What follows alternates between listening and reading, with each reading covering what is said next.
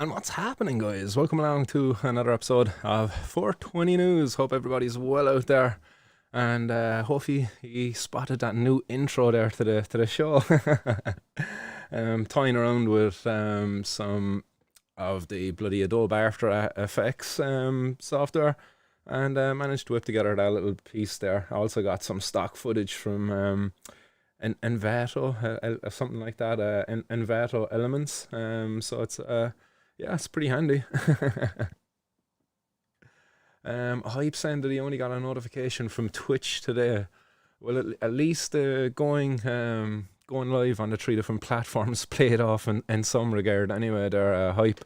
At least you got one of the three notifications. But yeah, it is rather unfortunate there that the likes of YouTube and Facebook, they're rather selective about how many people actually get notifications when you go live.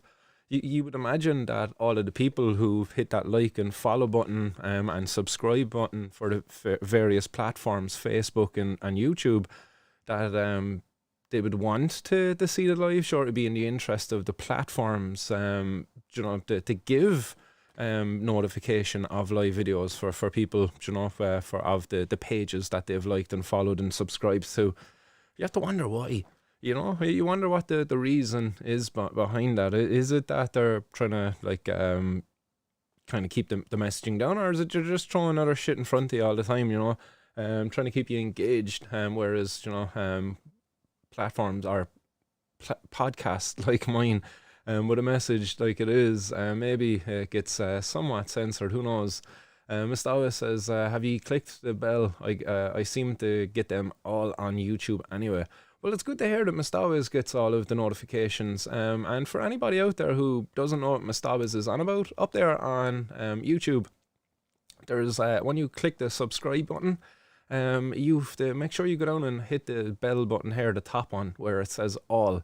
Because if you're left in the personalized, then you're most likely not going to get a notification when I go live. But if you go to the all notifications, you should get the notification. By right, you should. But I know there is people out there who said, hey, I've that bell pressed and I still don't get the notifications. Hype probably has the bell pressed already. And yeah, the algorithms, they're kind of screwing with people a little bit out there.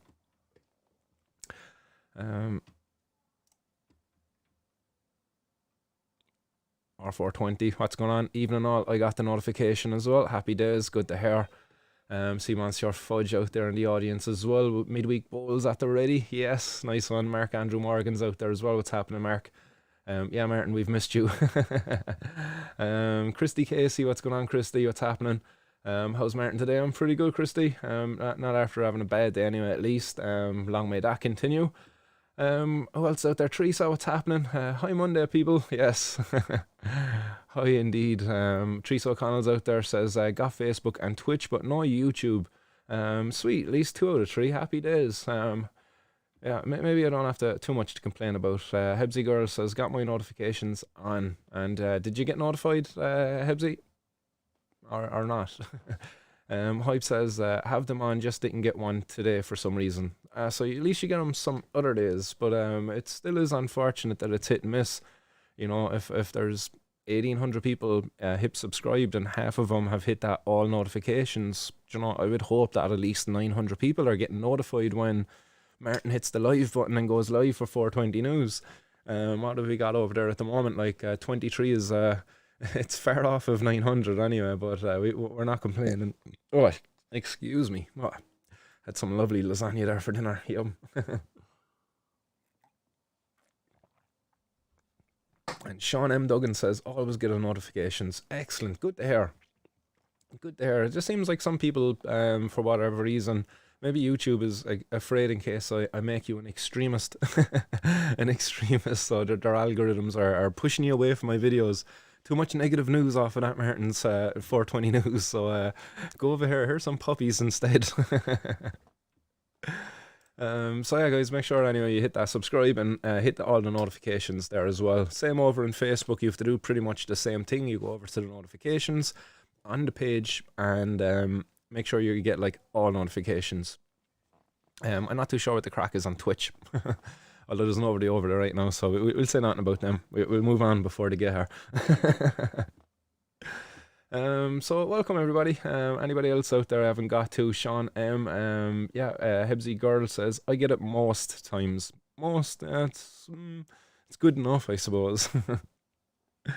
Monsieur Fudge says, us stoners need reminding. Yeah, I'll have to get on the case there, like Mackie. Mackie was getting Facebook messages there and all off the lads in High and Homegrown last night. I was just like, fucking hell, fair play to him. Like, that's a good way to get reminders out there 40 minutes before the show. Just fucking mass messaging campaign across Facebook to all their followers. So that's a good way of getting notifications out there. Dark Patrick Corbin says, YouTube do sometimes they call shadow banning. It's where they are not letting all subscribers get the notification. It's probably to do with not upsetting the Three Stooges and the circus they run. And Daily Talk, what's happening? He says, Martin, ever since I spoke to you about the YouTube notifications always coming later, not at all. They've been bang on every time since. Excellent. Happy feckin' days. I did put in a question to the YouTube service, but I didn't really get anything back. They just kind of referred me to their guidelines. But yeah, they didn't admit to be not notifying people anyway. They said the people should have been getting notified if they're subscribed. That's what they said. Bobbas 100. Hi Monday everyone. I always get the notifications too. Yes, that's it. Good to hear. Lifting my spirits here on this Monday evening. Nice one for that, guys. So let's drive on to the 420 news. So guys, the first headline I have for you today, guys, is that the Bring Alicia Home campaign, we've completed the week-long national walking campaign, where we were our international walking campaign actually, because this went international. We started off after Frank Feehan was nominated as an ambassador. Frank Feehan being our drugs minister here in Ireland, responsible for the national drug strategy. Once he was nominated as the ambassador for the National Walking Day, I just thought it a great opportunity to partner along with him and get more people involved, but also attach to it the Bring Alicia Home campaign. And in doing so, we set out to do it as one day, but many people weren't able to participate in the day. The heavens opened up here in Ireland on that day. So we said we'd make it a week-long affair. And throughout the week, many people have got involved. And thanks to each and every one of you. This is just a small collection of the people who've gotten involved, gathered by Alicia over on the Bring Alicia Home campaign page on Instagram. And many of you up there, again, as I say, not all, but many. So we see Podges up there. Go on, Podge. I have myself up there, Hunter K. Hunter K got 6.2 kilometres done, day 5 of 6 of walking to Bring Alicia Home. And Hunter K, I do believe, got out there for all of the days and done a couple of kilometres each time. So well done, Hunter K. Others, there was an article over there on Cannabis Health news magazine, and they covered the campaign there as well and the efforts to get as many people as possible involved. They covered the 2,000 kilometre distance between Cork and Alicante. So again, if you don't know, that's where Alicia is, and obviously all of you out there probably know this already.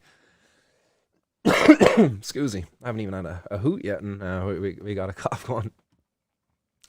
And also there's Gerald Maher, Alicia's other half, her husband. He got up on the bike and joined a couple of his own pals, and they went out and together they done a combined over 100 kilometres for the Bring Alicia Home campaign.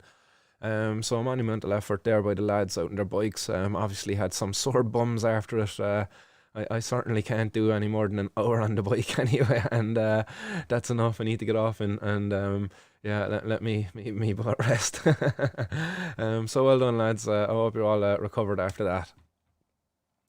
Also another one, Linda got 3.12 kilometres done for the campaign, and also baked up a lovely little cake here as well. When there is a cake and buns involved, hell yeah, I can do a bit more. Yes, cake and buns certainly do make things a bit more easier. Others out there, as I say, Hunter K got many days in. This was day 4, again another 6.2 kilometres there, repeating the same loop.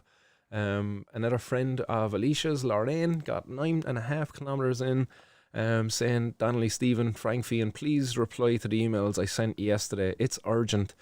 And I've seen those emails, and I really hope Alicia, gets the response she's been looking for from the guys.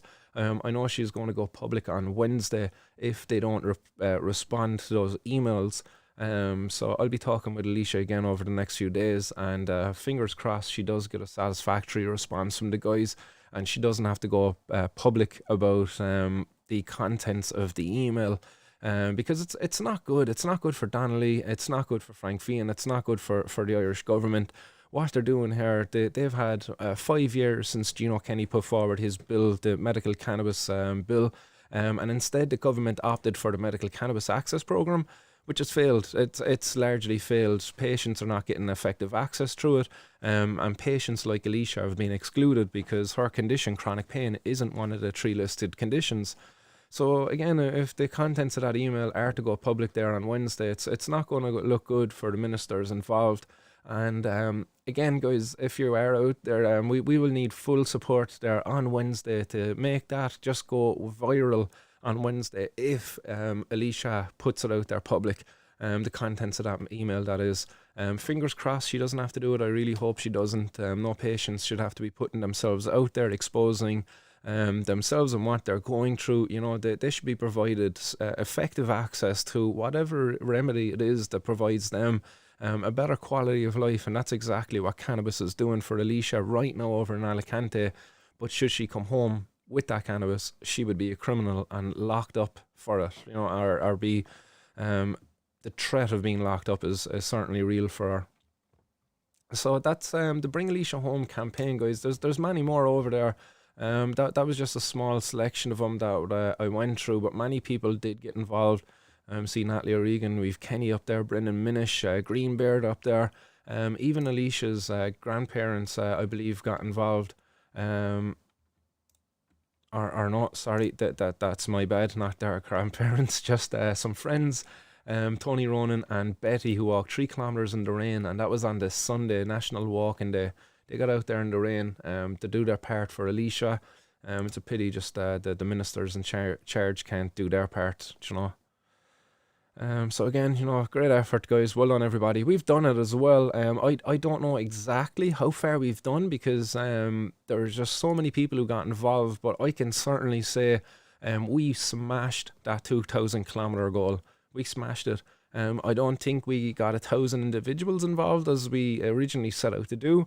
But the goal that we set out to achieve, which was 2,000 kilometres covered in support of Alicia Maher and to bring her home from Alicante, we certainly smashed that one. So well done, guys.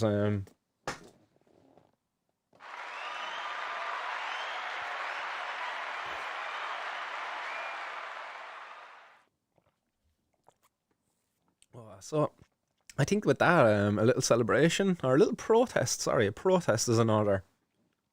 We have a little bowl of civil disobedience packed up here. We got me torch of freedom.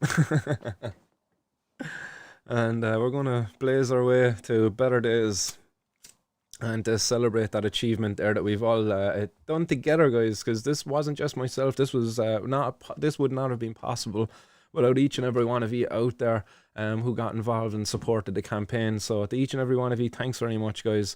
Let's blaze one up together.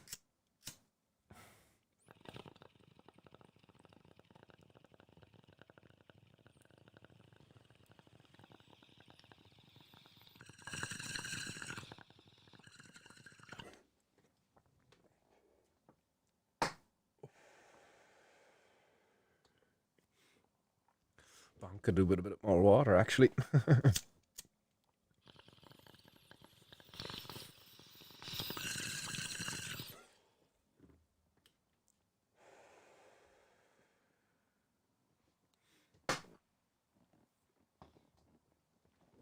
Oh, I see Podge is asking, did anybody out there have a fun weekend looking for mushies?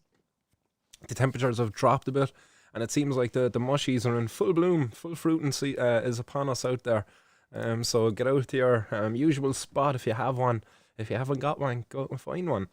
The mushrooms are there, free from Mother Nature. A superfood in its own right. Psilocybin mushrooms, microdosing, an incredible potential. It seems as an incredible potential there for helping people But also, there is no denying that macro doses certainly do have potential for helping people.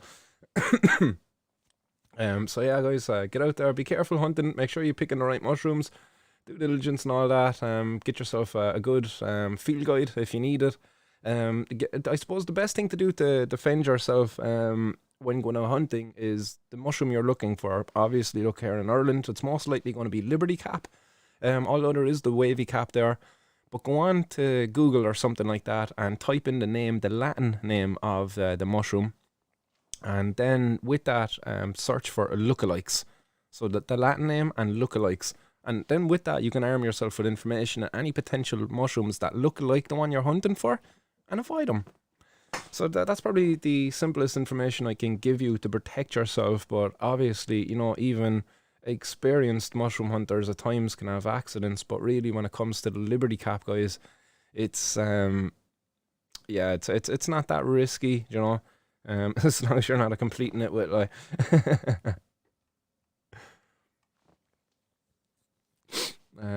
Pod 85, I see that there as well. The old clown faces with old Frankie F. Nice. What else is out there? Daily Talker saying, as happy as a Monday gets, really. And that was back to Podge. Nice. Mondays can be fun too, guys. Especially when you have 420 news. Daily Talker says, I had fun finding no mushrooms. Must be a little early for my spot anyways. Keep an eye out anyway, Daily Talker. They'll come fast anyway. The temperatures are certainly dropping. But they're supposed to pick up again next week or at the end of the week, apparently. But hopefully at night time then with the clear nights, if there's no cloud cover there, that'll bring the temperature down even more and encourage even more fruiting. So fingers crossed all goes well within the next week. Everybody's spots should be in full bloom. And it's always having a similar story in his hunting spots as well. Not many mushies out there to be found. I had an unsuccessful foraging trip the last day, but it wasn't a completely fruitless trip. As I say, we got to get him a pitch and pudding. Yay!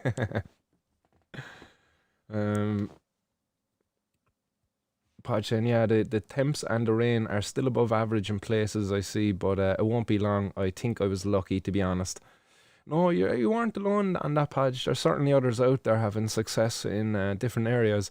Maybe you're just in a bit of a higher up land. I think did you say 600 foot or something like that was the elevation of the land there the last day. But maybe you're just a bit higher up than others. But there is certainly others around the country having a look in their spots too. For me here in the city, maybe the land is certainly too low lying just yet. Right, let's drive on with more of today's 420 news. Because today's 420 news, guys, I suppose a big part of it really is the news story that broke there last week. A retired Garda Superintendent getting caught up with €600,000 worth of cannabis. So this is a funny one. Like the guards have really found themselves in a spot of bother here. Really, they're really in a deep pot of trouble. But yeah, €600,000 worth of cannabis seized in a number of raids, and a retired Garda Superintendent then was up in court today. He was actually up in court last night on the charge, but he's been released on bail now since the court case, and this is the case of 61-year-old John Murphy is his name. And it says here he was charged on Sunday night at just a little bit before 8:10.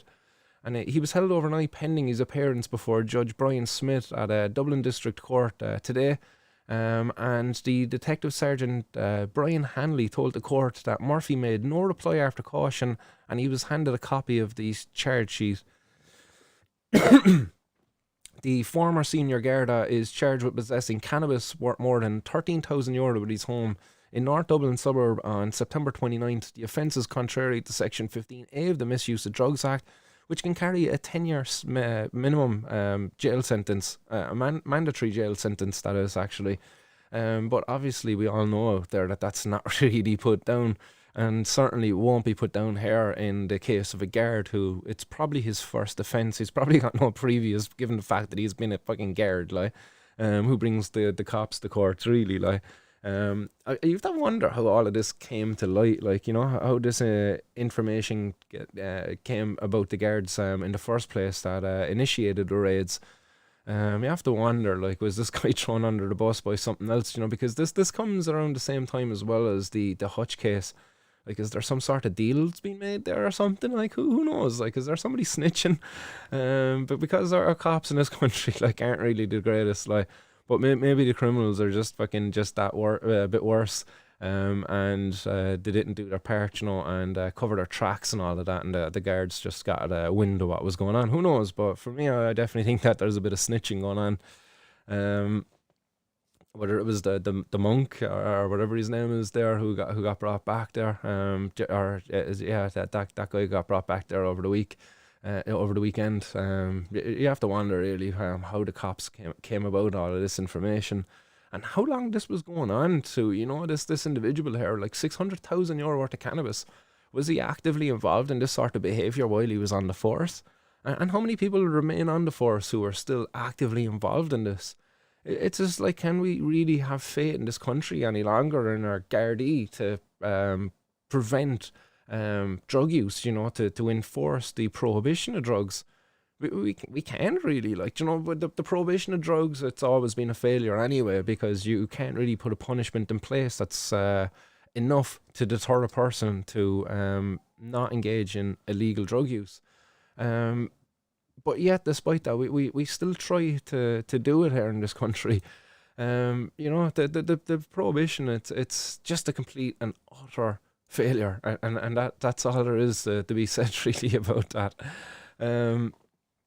But going back to the case here anyway of John Murphy, the detective in question, the court ordered that the Garda not to read out Murphy's address. That followed a request from Mr. Purcell. But meanwhile, for me or you or anybody else who gets caught with a bit of cannabis, your address is going to be printed, and you got no say in that. And it said that it's decided that it's for his client's personal security. But surely, like, there's equal treatment before the law. Like, why is this guy getting special treatment? He's a criminal just like the rest of them, and he shouldn't be getting any sort of special treatment just because he's a guard. That's such a joke, like, really. It says here his client cannot contact 4 people who cannot be named either for the same reason, for personal security. The judge noted that the Garda seized Murphy's passport, and he ordered that Murphy not attempt to get a replacement passport while he's out on bail. He set a bail in Murphy's own bond of €500 with a €20,000 independent surety. So I believe what that means is Murphy handed over £500 of his own money, and then I don't really understand what the €20,000 actually means. An independent surety, was that somebody else came by and says, oh yeah, if he bunks I'll give 20 grand, but I don't know. Maybe somebody out there legally minded actually understands what that is. I've never been in for anything significant enough to require such a crazy amount. Anytime I was out on bail, I think it was £300, but I didn't even have to pay it. It was like, oh yeah, we set bail of like, it was like £300, but look, on appeal you don't have to actually lodge any money, I think it was. Because I only got caught with like fucking a tenner's worth. Unlucky for me. But it says there the accused must notify Gardaí about approving a surety. So there you go. It must be somebody alright putting forward 20 grand for him. And once bail is taken up, Murphy must reside at the address provided, sign on daily at the Garda station, and also to have a contact number provided to the Gardaí within 24 hours of his released, and for that phone to always be on. It says furthermore, he warned him that he must not contact the forenamed individuals, and Judge Smith remanded him in custody with consent to bail on these terms to appear at Cloverhill District Court via video link this Friday. And John Murphy himself, John Murphy, yeah. He was dressed in a black, zipped up jacket with a dark trousers and wearing a blue face mask. and he did not address the court for the duration of the case. So this will be an interesting one to see how this plays out, because like, how, again, as I say, how long has this been going on?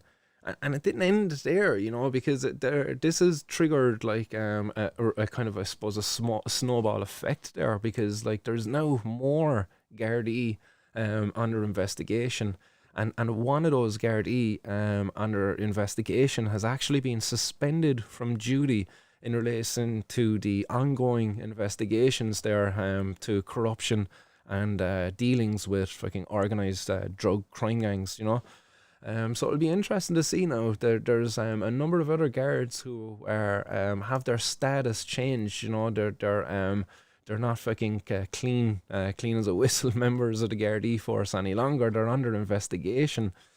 But it says here that a serving member of the Garda has been suspended while an investigation continues into the allegations that information held by the force was used to assist a crime gang. The Irish Times initially reported on this, that the Garda member, who is based in Dublin, was suspended on Friday morning as the Garda National Bureau of Criminal Investigations inquiries continue into the alleged breach of confidential information from the Gardaí. 5 properties were searched on Wednesday by the Garda National Bureau for Crime Investigations, during which they found 30 kilos of cannabis with an estimated value of about €600,000. And that's the cannabis that we were talking about there a few minutes ago. And it talks there as well about the 60-year-old man who was arrested, and also to the fact that there's mid-level Gardaí and other detectives currently under investigation with this. But they have not been suspended from duty, but there has been just one other Gardaí now being suspended. So this goes deep. So it seems like there's a lot involved. It's not good anyway for the Gardaí, that is for sure. And for sure for us out there as a community, as people organising for reform, this is ammo for us, guys. This is fuel that we need now to go out there and argue for that. The Gardaí stopping and searching us for cannabis on the side of the road, and meanwhile there's members of the Gardaí out there actively involved in the organised crime gangs. Do you know? Like they're not just fucking, like, the Gardaí are not just low-level street dealers. No, if a guard is involved with a crime gang, like, you can be for sure he's dealing with somebody high up in the ranks of the organised crime gang. He doesn't just deal with the fucking the street dealers at all. Do you know? The guards deal with the top up dudes.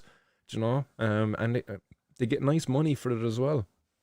And it seems like that cop, that retired cop, he was just going straight for it, like straight into the dealing for himself. He wasn't just turning a blind eye and engaging or passing information and stuff. So messed up on, like, really, like, and you have to wonder where this goes now. What the investigations will actually uncover.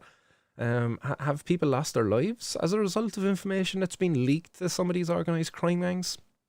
Who knows? Like, it's all gonna come out in time. You would hope anyway. The information will come to light, that the Gardaí involved in the investigation will do.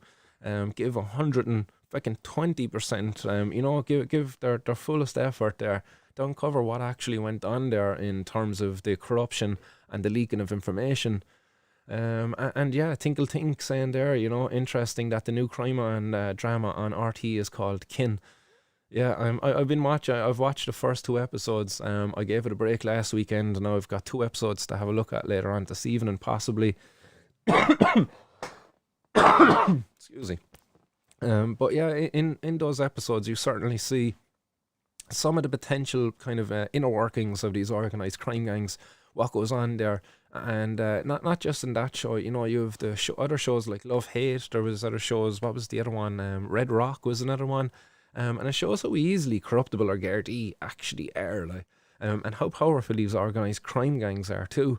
And we want to continue with this prohibition? No, sorry. Sadly, if we want to reduce the harms caused by drugs in our society, the only thing we can do to reduce those harms is to educate people who consume drugs about the harms and how to use those drugs in a way in which reduces the harms to them.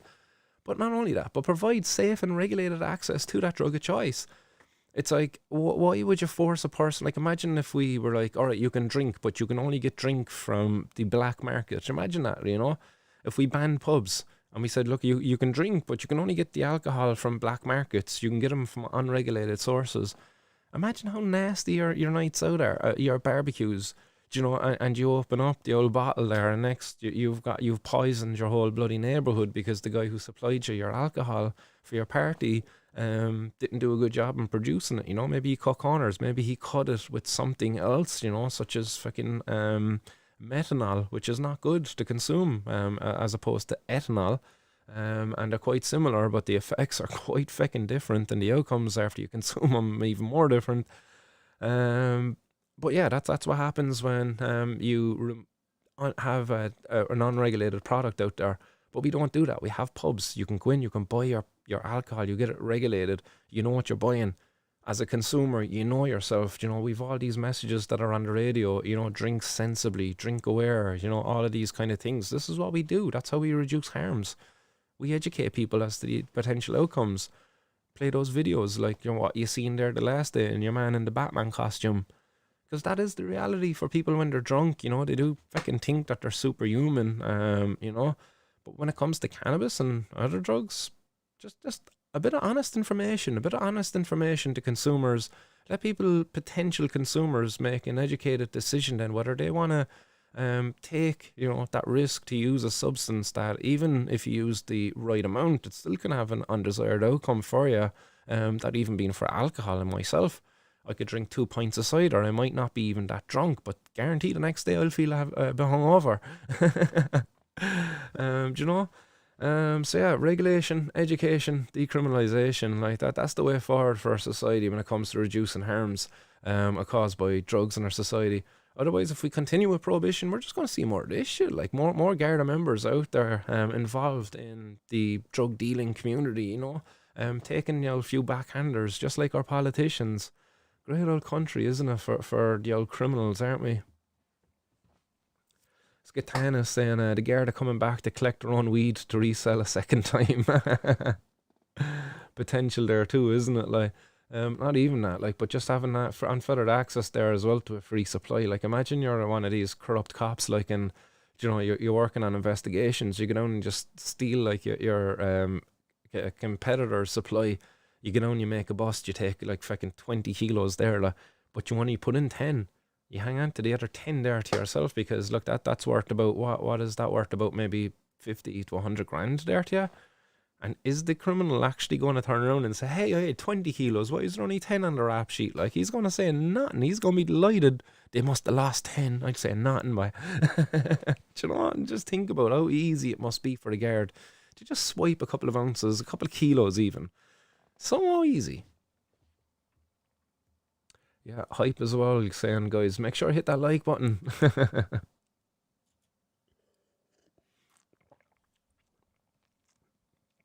Yeah, called kin, but nothing got to do with the Kinahans like everyone thought it would be.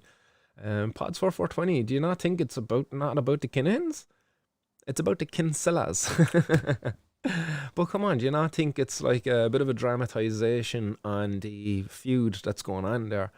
You know, obviously it's over dramatized. I don't believe, you know, but it is a potential way in which it happens. You know, I don't think there was anybody shot and killed. You know, any young fella shot and killed while he stood outside with his uncle in a jiu-jitsu gi.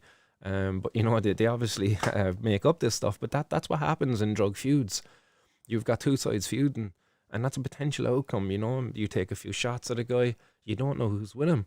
Next, all of a sudden, the guy who's with him is actually, you know, the son of one of the bigger bosses or something like that, you know. And next, all you know, all bloody hell breaks loose. And sorry, spoiler alert. But that's the first episode, the opener, pilot episode. So not spoiling too much there. Sorry, my bad. I shouldn't have went down there, but no, I definitely think it's a good show anyway.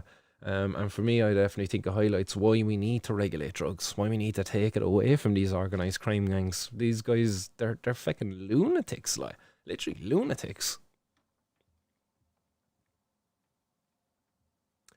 Dar Patrick Corbin says the pitch and putt in Collins. That's a good one actually, Dar Patrick. I have never been up there mushroom hunting though. Hopefully not giving away my spot. But it says I'm not sure of pitch and putt clubs in the areas. Yeah, there's a few around here, all right, but I'll say no more. Don't want anybody upbraiding my spot, even though there's a few out there already who already know about it, but we'll say no more. RWB, cause what happened to the bunch of detectives caught buying coke? Um, they probably got like suspended with pay for a week and then back into force, and you know, hey, we'll drug test you now next week and make sure you're clean. And that's it then. Like,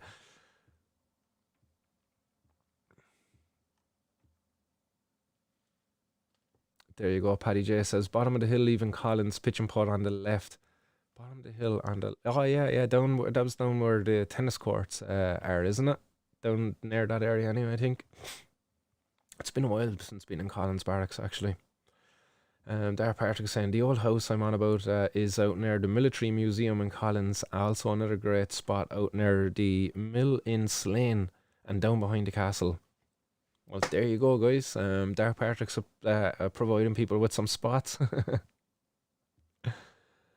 RWB Cause says, by the way, this is my gaming handle on Facebook. I'm Martin Horgan. Oh, yeah, nice one, Martin. Hope you're well. Nice one for joining us on YouTube. Bernard Splendid, Sneaky. Billy Bonds, education. Yes, definitely. Certainly when it comes to drug use anyway, like, you know, honest education. Like, you know, that's the important part, is that it is honest, unbiased. It just needs to be, look, if you're going to use drugs, this is how you use them. This is the potential effects. These are the potential side effects, you know, the undesirable side effects, you know.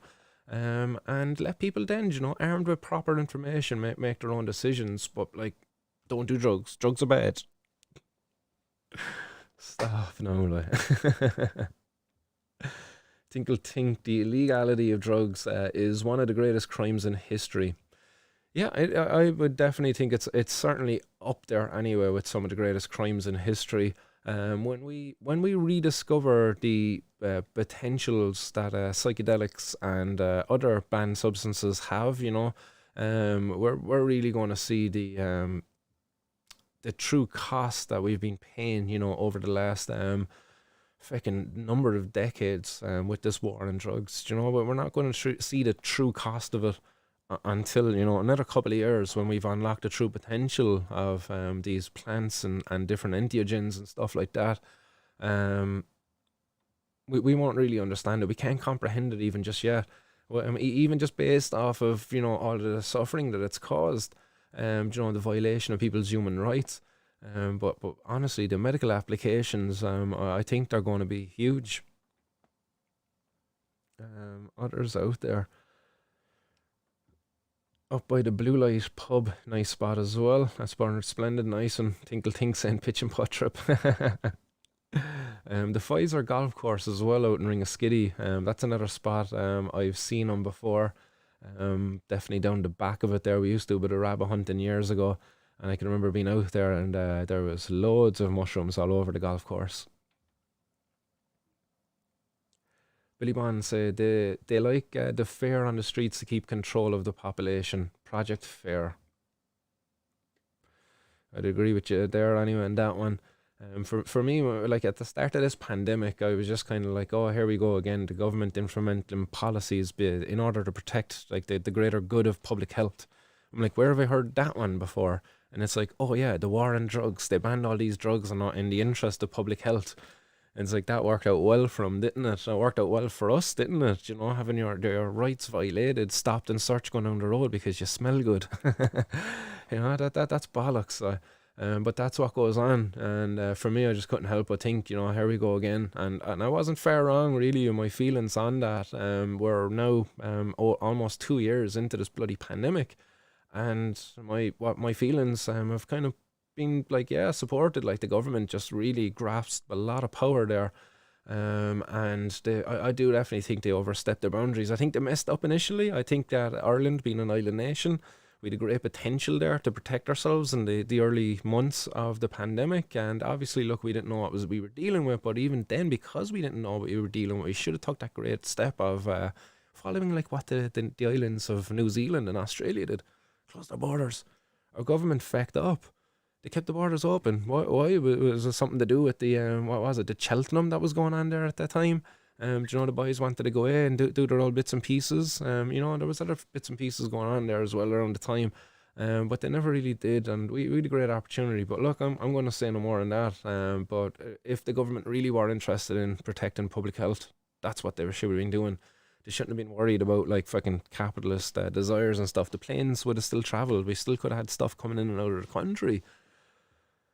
But no, we couldn't do that. We'd lose too much money. Freedom of travel or whatever. Yeah, freedom of travel. And I can't even take my kids to the cinema now because I didn't get their vaccine. Say no more. I'm not. I'm going to pack a ball there in a second.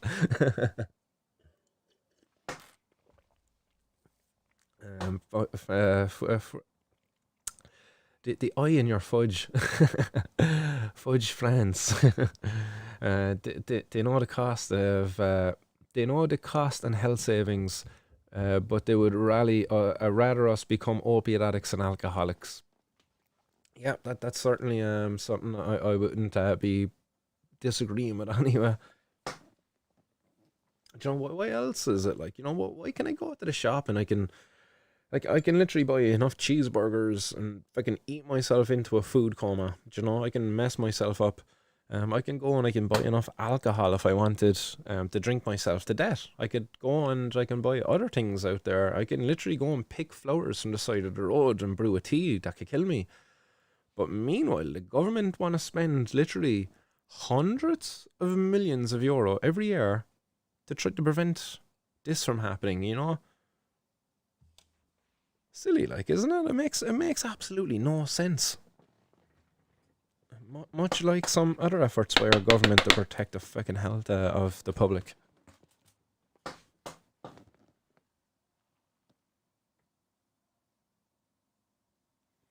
So yes, I'm sorry, I'm just packing up a bowl. What's happening out there, Mackie? See High and Homegrown after joining the conversation. Cannabis is the devil, he says. Guys, make sure you unsubscribe there from High and Homegrown, please. me and those guys are no longer friends. Jokes. The guys are good. The devil's cool guy as well, man. He's got some good stuff, he packs a pretty mean bowl.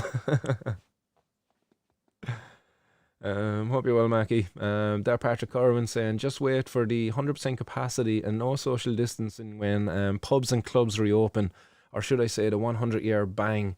1920 meets the roaring 2020s. Just wait for the 6 a.m. closing time and the carnage. Well, I definitely think there's an opportunity again, even in that the closing time of pubs is going to be changing in Ireland.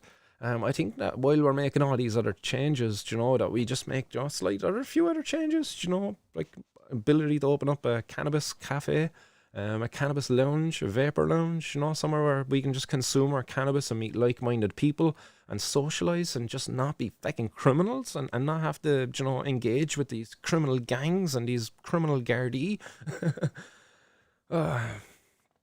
But yeah, I do look forward to that change. I'm not a drinker myself, but I've always said that the Ireland's nightlife could do with that. I think people like finishing up work at 11 o'clock, lashing back at an nagging or two, and going out then for an hour or two, lashing back a few more fucking Jägermeisters or whatever. At least if they finish at 11, go back home, get dressed, shower, whatever, get out for 12, and sure, you still have six hours ahead of you for the night. People can pace themselves then accordingly, and I definitely think that's a better way of doing it. I definitely think the old way of that we done it was a mess, and I speak from experience there. When I used to drink before, I used to work as a delivery driver for Donatello's, sorry, and yeah, we used to like finish up at 11 o'clock and rush home into the jeans on a shirt, quick fucking shower, whatever, like, and bait into a nagging and get collected by a taxi like and into town then. Messy ones, not good, like, really not good. Thrown out onto the street then at like 2 o'clock, just all sorts of shenanigans going on there in the streets, to use the words there of Billy Bonds.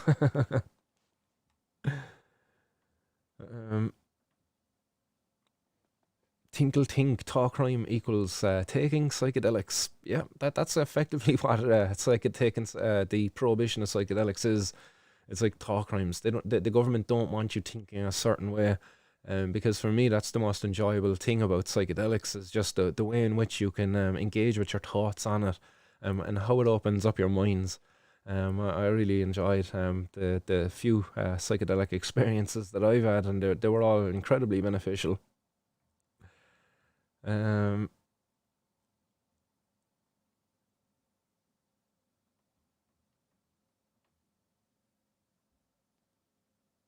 Burner Splendid Snake. Sorry, just reading through some of your comments.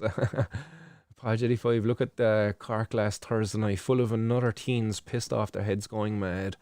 Yeah, it wasn't just teens, there was a lot of students there as well. But again, a lot of them are on the street because they don't have a proper venue in the city to go to. They're turning people away and stuff like that. We need proper venues in the city and less restrictive bloody bouncers.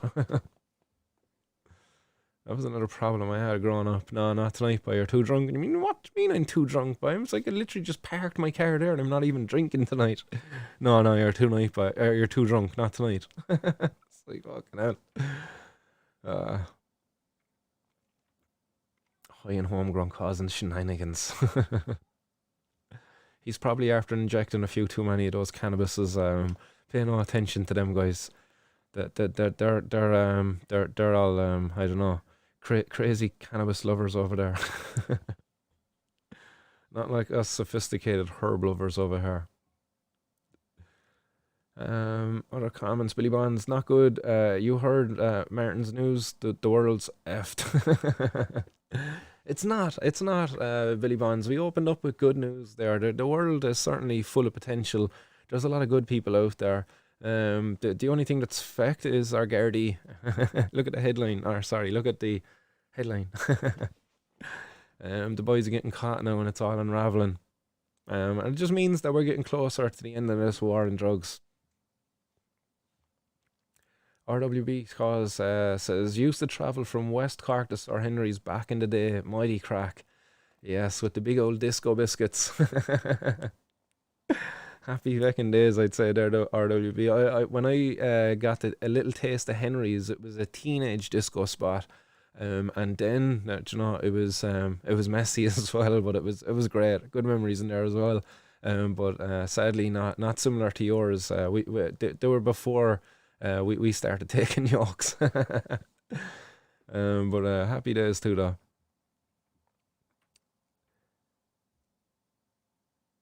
I think bouncers see us as basketballs, and Billy Bonds is hooting on some a stare dog. Stare dog. Never heard of that one before, Billy. Where'd you get that?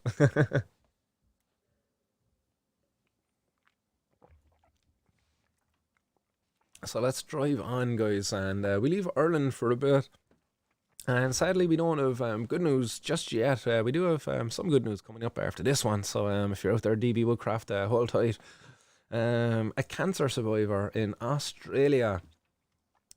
She was This was the case of a 59-year-old Carol Dawn Oddy.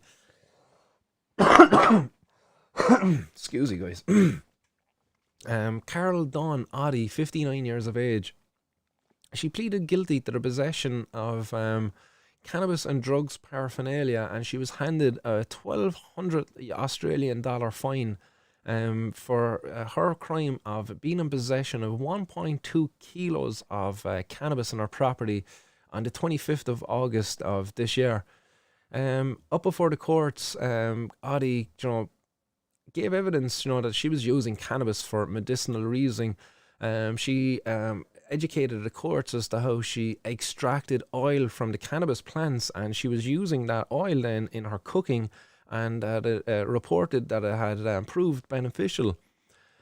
Prosecutors did not dispute that the product grown over the 2 years was for personal use, and Audie had argued that she could not afford legal cannabis, and also preferred knowing the source of the plants she was using to treat symptoms.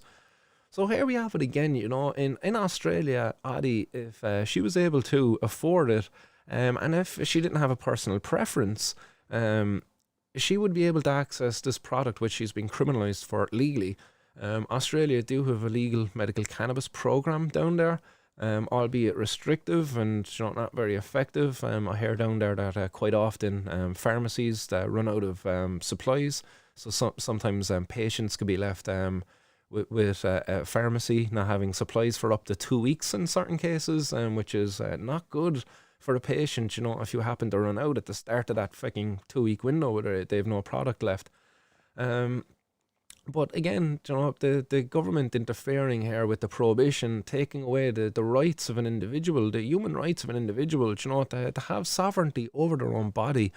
If you're an individual who wants to care for yourself, should you not have the right to be able to grow a plant that you believe is going to be, and not just believe, but you know through looking at the scientific studies out there that it is beneficial for you, and it can, especially as a cancer survivor, be an incredible prophylactic in that it could prevent the onset or the return of cancer. And then really, as someone else said earlier in the comments, the real criminal thing here is that cannabis is illegal. That's the real criminal thing here, that this woman, a 59-year-old cancer sufferer, is being brought before the courts and is criminalised. She has successfully been criminalised. A $1,200 fine, plus a criminal conviction there as well. That's very unfortunate. It says here that the woman had gone to her doctor while waiting for blood tests. Results, opted to visit a friend. And it says when her doctor could not reach her by phone, he contacted police to check her home because the doctor was worried for the woman. The cops then arriving at the property said that they seen that the light was on and the cops entered her home. So they didn't actually even enter it with a warrant looking for cannabis or anything like that. That's even worse. It says while on her property they found some jars of cannabis organised by strain and medical effect. In all that they discovered about 1.2 kilos of cannabis with an estimated street value of 14,000 US or Australian dollars. So that's quite a lot less than what they value it at here in Ireland too. But still, think about that. A doctor concerned for his patient rings the cops and says, "Hey, look, I'm concerned for my patient. Could you go check her home? Just make sure she's all right because maybe there was something on the blood test results. Hey, she's fucking at risk of passing out, fainting or something like that. She could be passed out at home. I can't get through to her." And they go on to find cannabis, and then they're like, "Oh yeah, well, we didn't find her, but we found her cannabis, and now we're looking for her to bring her to court." Imagine what that done to this woman and her health. Not only has she been forced now to pay $1,200 Australian dollars for her crime of cannabis use, she's also been required to attend drug counselling. That's fucking bizarre. This woman is using this as a medical product, as a prophylactic, in order to help keep herself healthy, and now she's been ordered to go to drug counselling. How about the government go away and take a bit of power counselling for themselves and understand the boundaries that should be there between the government and the citizens? Literally, you're interfering with a person's bodily integrity here, their ability to take care of themselves. They can't get access to this plant through the legal avenues that you've provided to them. So they take the next best avenue, which is to just grow the bloody plant themselves because it's a plant at the end of the day. It just annoys the shit out of me. So that's a case much like other cases here in Ireland too. We had the case of Evelyn Corrigan, 68-year-old. I believe she was 68, or was. Yeah, I believe she was 68, Evelyn Corrigan, and she suffered with, I can't remember what her condition was. I think it was some sort of arthritis-related condition anyway, but chronic pain, I suppose, being the main kind of thing there that she was treating. But she was criminalised here in Ireland recently, and this is actually mentioned over there on this news article from Australia. It mentioned the fact that in Ireland that recently there's been more than one pensioner criminalised for their cannabis use. It also mentioned the other case there, and I don't have it up on screen, but there was another case there up only about a week last week And again, another pensioner, and she had €100, was giving an order to pay €100 donation to the court charity box. Can't recall the name of that woman there in that case. But this is messed up, you know. This is happening all around the world. You know, wherever cannabis prohibition exists, there's people being criminalized for effectively taking control of their health, wanting to feel better, not wanting to supply or support, organized crime gangs by buying cannabis from them, and instead opting to grow it themselves, or maybe get it from a friend of theirs who grows it themselves. You know, it's just messed up. And it's just. I hope, guys, that, you know, rather than turn down the volume when I go through some of these more fucking sadder news and depressing news stories, that you take it in and fucking chuck it into the burner inside, you know, and use it as fuel to get out there and do something, you know, to stand up and speak up, and to get active against this these inhumane laws, that being the prohibition of cannabis. It's messed up. It should not exist, and we all need to stand up and speak up against this, or it will not change. We see the bloody ignorances out there, really, like, you know, the Brian Lynches of the world.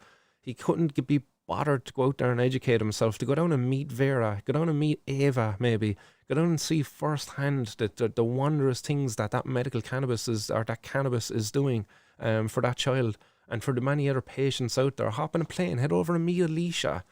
You know, obviously he's an epilepsy doctor, you know, but any of the other consultants out there, go out and meet these people, these patients who are speaking out about, you know, the lack of access there, and about them using it illegally. Go out and meet them, talk with them.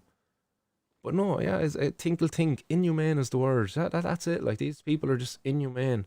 Oh, I'm just doing my job. I'm just doing your job. If you're a doctor and you have a patient before you, and they're saying, I'm using cannabis illegally, and can you help me get access to it legally, and your thing is like, no, we have a policy against that. Like, you're not doing your job as a health professional. Sorry, but you're not. Do you know, just that Hippocratic oath, you know, first do no harm. And you know, the patient's interest should be always at the forefront. Oh, we've regulations and policies in place, whatever. You know, it's like, come here. That's after being freaking hijacked. There's the way in which cannabis has been prohibited over the last almost century. It's kept it out of the labs, out of the hands of professionals, the researchers, in order to provide us with this evidence there that would have backed up, you know, this use of it prophylactically by cancer survivors. Help them to get a better night's sleep. Help them to get a better appetite. You know, the anti-cancerous, the anti-tumor properties there that are seen within THC and some of the other cannabinoids, and the terpenes there as well on it, all have anti-cancer properties, anti-inflammatory properties. They're antioxidants. The fucking list goes on, really, like. Yeah, Podge is hitting the nail on the head there as well. Unfortunately, it shows how much power pharmaceutical companies have with influence and doctors' recommendations. Yep, that's so true. And there was a powerful picture up there, and I should have probably grabbed it, but it was showing a doctor, and he kept every pen that he had got over the years from the different pharmaceutical reps, and it's just like fucking hundreds of pens across the wall, and it just kind of paints a picture of how much interaction there is there from the pharmaceutical industry and the kind of the health practitioners out there then as well. There's a lot of interaction there. Definitely don't be foolish and think there's not.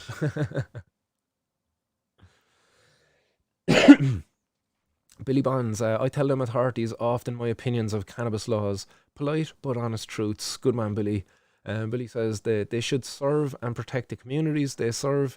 This is no longer their job due to political ideology. And John O'Regan asking, is Facebook down? Not that I know of, John, but I don't see any comments coming in from Facebook, so possibly.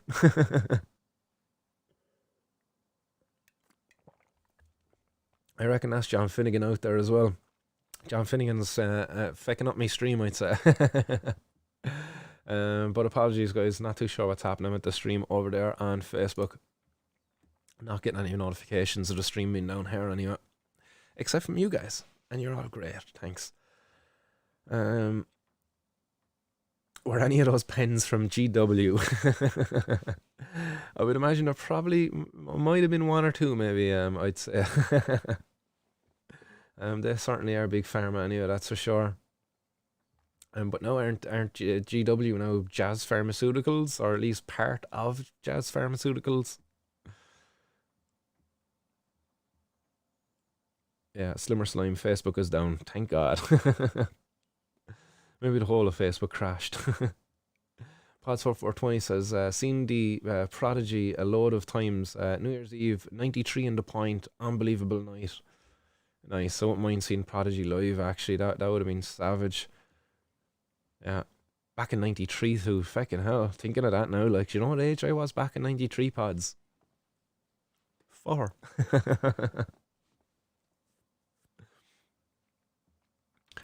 Right, final headline for you today, guys, and it is Justin Bieber, the king of pop. Could he be turning to king of pot? Hey, Justin Bieber is making today's headlines, and I don't know if any of you have ever heard it before, but I've definitely heard the song, but I never really listened to the lyrics as such. You know, you've heard it on the radio and such, but it's like, I got my peaches out in Georgia. I got my weed from California. That's the lyrics there in the song Peaches from Justin Bieber. But I never really knew or took notice, I suppose, of that. I'll play it there for you. Hopefully I don't get pulled. I got my peaches out in Georgia. Oh yeah, shit. I get my weed from California. That's that shit. So that's the part there. Hopefully the YouTube stream doesn't go down there now over playing that little snippet. But yeah, that line, that lyric, Peaches, that led to Justin Bieber getting over there and launching in partnership with another company by the name of Pams. They launched this edition of pre-rolls called Peaches. So that's interesting enough to see that. I never really knew that Justin Bieber was fucking into the cannabis or anything like that, I suppose. At least he's not been the most vocal on it if he was. I suppose despite him having some lyrics there. Maybe it's just me who's ignorant. But the article says there that it turns out that Justin Bieber's feelings of happiness and serenity can be chalked up to the sense of balance that he has found in his ongoing mental health journey, and as well as the benefits of cannabis that have played a part in him reaching this point in his life. Justin Bieber says that weed was something that I felt or cannabis was something that I felt people tried to make me feel bad for enjoying. But now I've found a place in my life for cannabis products that have been beneficial in my human experience. So welcome to the community, Justin. Anybody out there got a contact for Justin? We'll try to get him on the podcast. Again, send over one of those peaches there for me, and we'll try him out. But that'll be class. Imagine I'm Justin Bieber on the podcast. That'll be one guest that would have been completely unexpected. Over in 100 years would I've ever thought, like, you know, speaking to Justin Bieber. But I suppose in line with that, you know, to segue into something of relevance, you know, Justin Bieber has gotten involved through this this adventure, I suppose, with the Peaches brand, and the profits from it are going to help support non-profit organisations, including Veterans Walk and Talk, which advocates for the medical use of cannabis within military veteran communities. And also the Last Prisoner Project, which is dedicated to criminal justice reform around cannabis convictions. And for me, you know, the Last Prisoner Project, it'll be interesting now. I get to talk with Tommy Chong on Thursday. I'm delighted to have that one. I can't wait to do that, actually. I'm really excited. And I'm going to ask him on that one. Like, I'll throw the question out there to him. Like, you know, will maybe you and Justin Bieber be doing an old gig there together? I'm sure they would draw quite a crowd. And it'll be a duo as well that no one expected ever to kind of partner up, you know, a bit of music and comedy there. And Tommy Chong is a great dancer as well, I've seen. But it'll be interesting to see there, because Tommy Chong is also involved with the Last Prisoner Project. He's a supporter of that campaign there as well, which is going to campaign until the very last prisoner cannabis prisoner that is removed from American prisons. And I think the Last Prisoner project is also taking their focus as well outside of America as well. Do think that they've extended a little bit over into Europe, but I have to follow up on that one as well, because there was only a little piece on that the last time. I haven't seen any more news on that since. Um, but yeah, that's an interesting one, alright. Very surprising, alright, to see Justin Bieber to come out in that one. There's some quotes here from the founders of PAMS, who said that it felt like the perfect link up. It says they say that Justin's vulnerability and openness about his mental health struggles impressed us beyond measure, and we knew immediately we would want him to be at the helm of our first ever collaboration. And that comes from Noah Ans, the co-founder, alongside Tyler Breton of PAMS. They say that with Justin's help shining the spotlight on these important topics, we hope to inspire others to talk more freely about both mental health and cannabis consumption. Together, we will be able to further our message of utilizing cannabis in a functional and meaningful way, allowing it to be a light in the dark and also a really enjoyable time. Yes. And I suppose like it's always one to remember, cannabis is probably the only medicine out there that people use for the side effects, normally the side effects of other medications are undesirable, but with cannabis, like, the side effects include, like, the munchies, the giggles. It's like these things are enjoyable. All right, the couch lock. If you've got a busy day ahead of you, maybe being couch locked is not so enjoyable. But look, this is why being educated about your strain is important. And I'm sure with the peaches, like, they're going to provide consumers information as to what is exactly is inside that. And I'm sure Justin Bieber has benefited greatly from access to legal cannabis while treating his mental health issues. I'm sure if his cannabis supply while treating his mental health issues was inconsistent, this would have caused fluctuations there in his own condition, and which could be dangerous. And that's the reality right now for many patients out there right across Ireland today. So guys, like, there is, like, definitely going to be a changing of our laws very soon.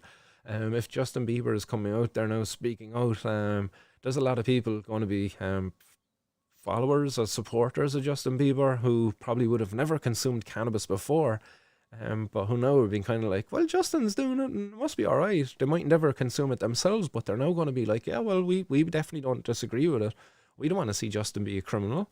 Justin's not a criminal, or maybe they might be into the bad boy Justin, but we say no more on that. Yes, so that's it for today's 420 news, guys. Nice one, everybody, for tuning in. It's been an absolute pleasure to be able to bring those different headlines there for you. Casa de Strugas, good sponsor for the Cork Jazz Festival. GW Pharmaceuticals, is it? Or Jazz? Jazz Pharmaceuticals. Yes.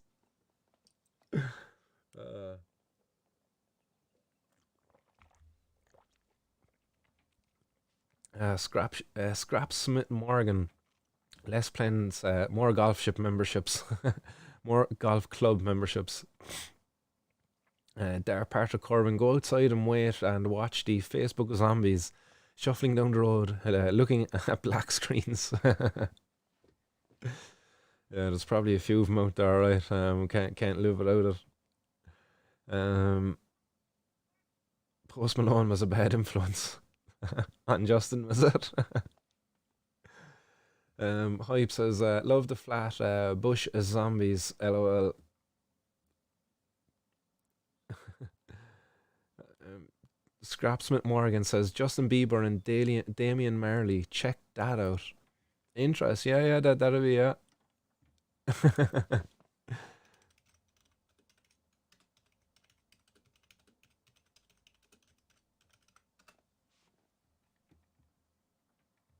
Oh yeah, there's a Skrillex mix up there, alright, like, but yeah, no announcements yet.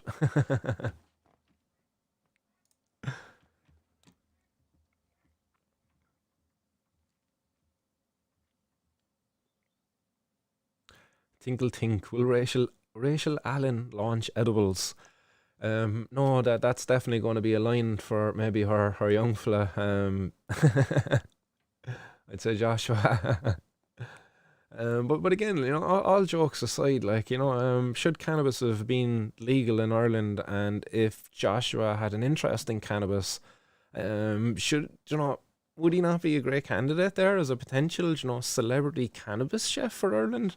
If we had a different environment there, if he wasn't regarded as a criminal for, importing in some of these cooking ingredients.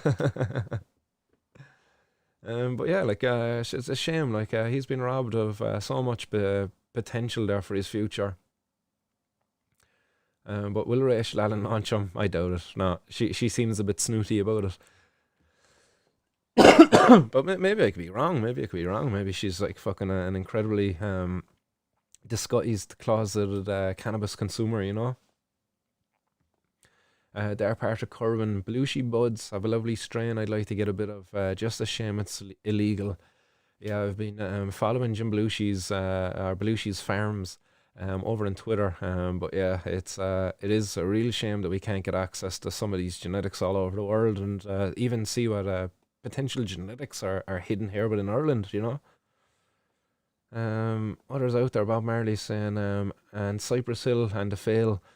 Sorry, can't spell. The Fela, yeah, can't spell. We're playing as well. I think 93. I showed my kids on YouTube and called me a dinosaur. Yeah, I think that one. Our buddy Stephen Garland at the Irish Canna Clinic. I think he was up there at that one as well. The old Fela 93. I think that was the one he was on about anyway. And the interview I done with him. Yeah, go on, Martin lad. Tommy Chong, get Willie Nelson on next. Definitely aiming high for sure. I'll get on to my buddy Roy Buckley there. He might put in a word with Willie for me. Um, Tinkle Tink Rational Allen's son imports peaches. Darth Patrick Corwin says Tommy Chong got a charge for having a bong in the late 70s and early 80s. Yeah, he got locked up. He served a couple of years for I think it was his son's business. But his name, excuse me, was on a Chong's. That got him like a couple of years in prison. I think he done like 18 months, I believe. And he done it next to that dude from fucking the Wolf in Wall Street, and apparently he encouraged him to write a book and everything while he was in there. Apparently, I think I'm getting the right guy anyway. But yeah, I look forward to having that chat with him anyway. If anybody's got any questions as well, guys, get them into me. Send them by email, Martin's World Podcast. Just put in the reference questions, Tommy Chong, and I'll have a look through any questions that you have, and I'll do my best to ask them.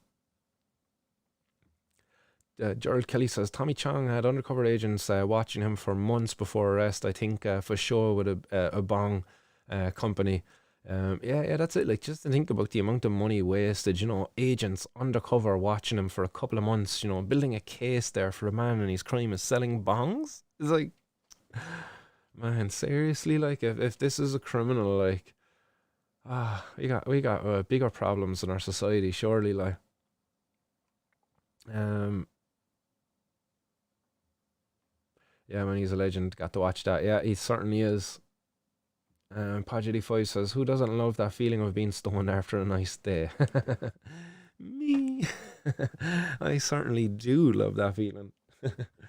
Is it true? I do, I do, I do.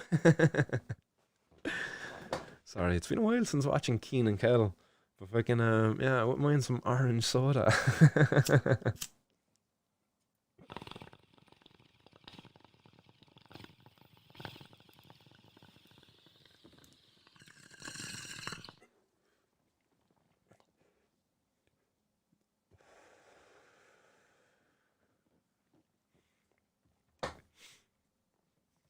Justin Weeder. Nice.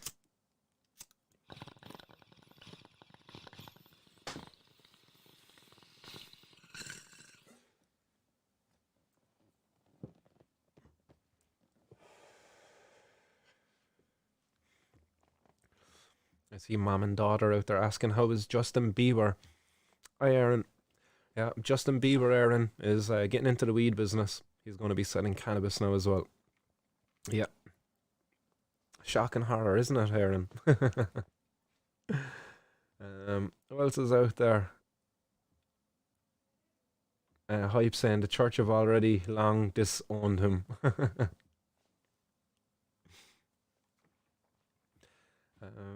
Tinkle Tink, Martin should be presenting the Late Late Show. No, it'll be kind of like the fucking Howard Marks incident all over again. And as soon as I walk off stage, there's gonna be cops just waiting to search me every show. It's not gonna be good. I'll have to make sure that any cannabis I bring on stage with me, I smoke it on stage before leaving and don't have any more afterwards. But yeah, the Late Late Show. I'll do the Late Late Late Show. Considering how late I normally am, I'm sometimes the 420 news. Only sometimes though, not all the time. Um, any other comments? Bob Marley, hash and micro dots, nice. Yeah, that'll definitely make a good weekend. All right, Bob Marley, hash and micro dots, good old days. It's been a while now, actually, even since I had some LSD. Actually, now that I think about it, I had fucking three my stamps there, and yeah, just waiting for the right occasion.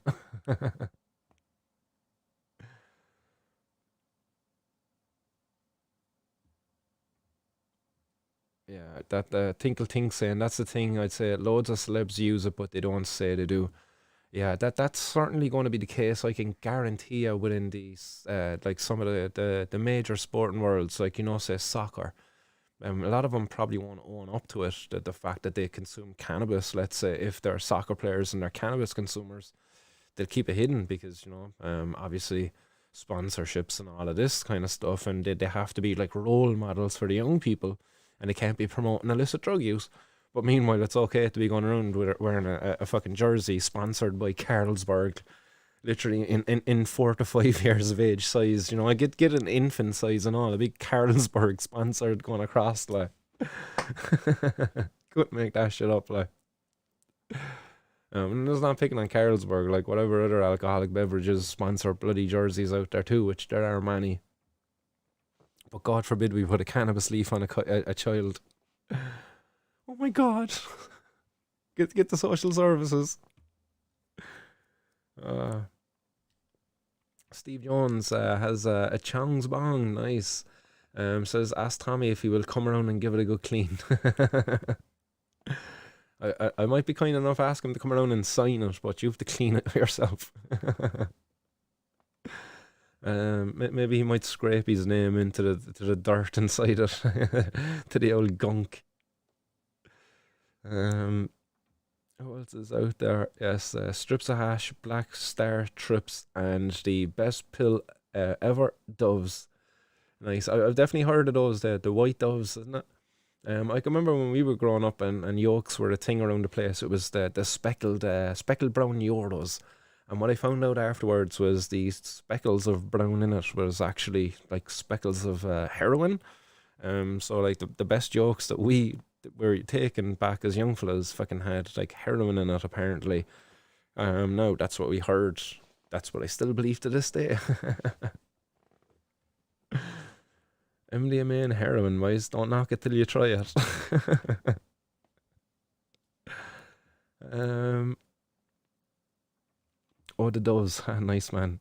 Yeah, I'd say many people out there are like getting memories there now. The doves, I'd say they probably haven't heard of the doves in a while. At least I haven't heard of the doves in a while. Also stuff going around there recently is like ghosts. There's Supermans. Um, in fact, I'm just trying to think of the stuff that the Loop had up there recently. The Loop had a good few warnings up there recently. Just out of a matter of interest, we go over to the Loop. I think they're most active on Twitter.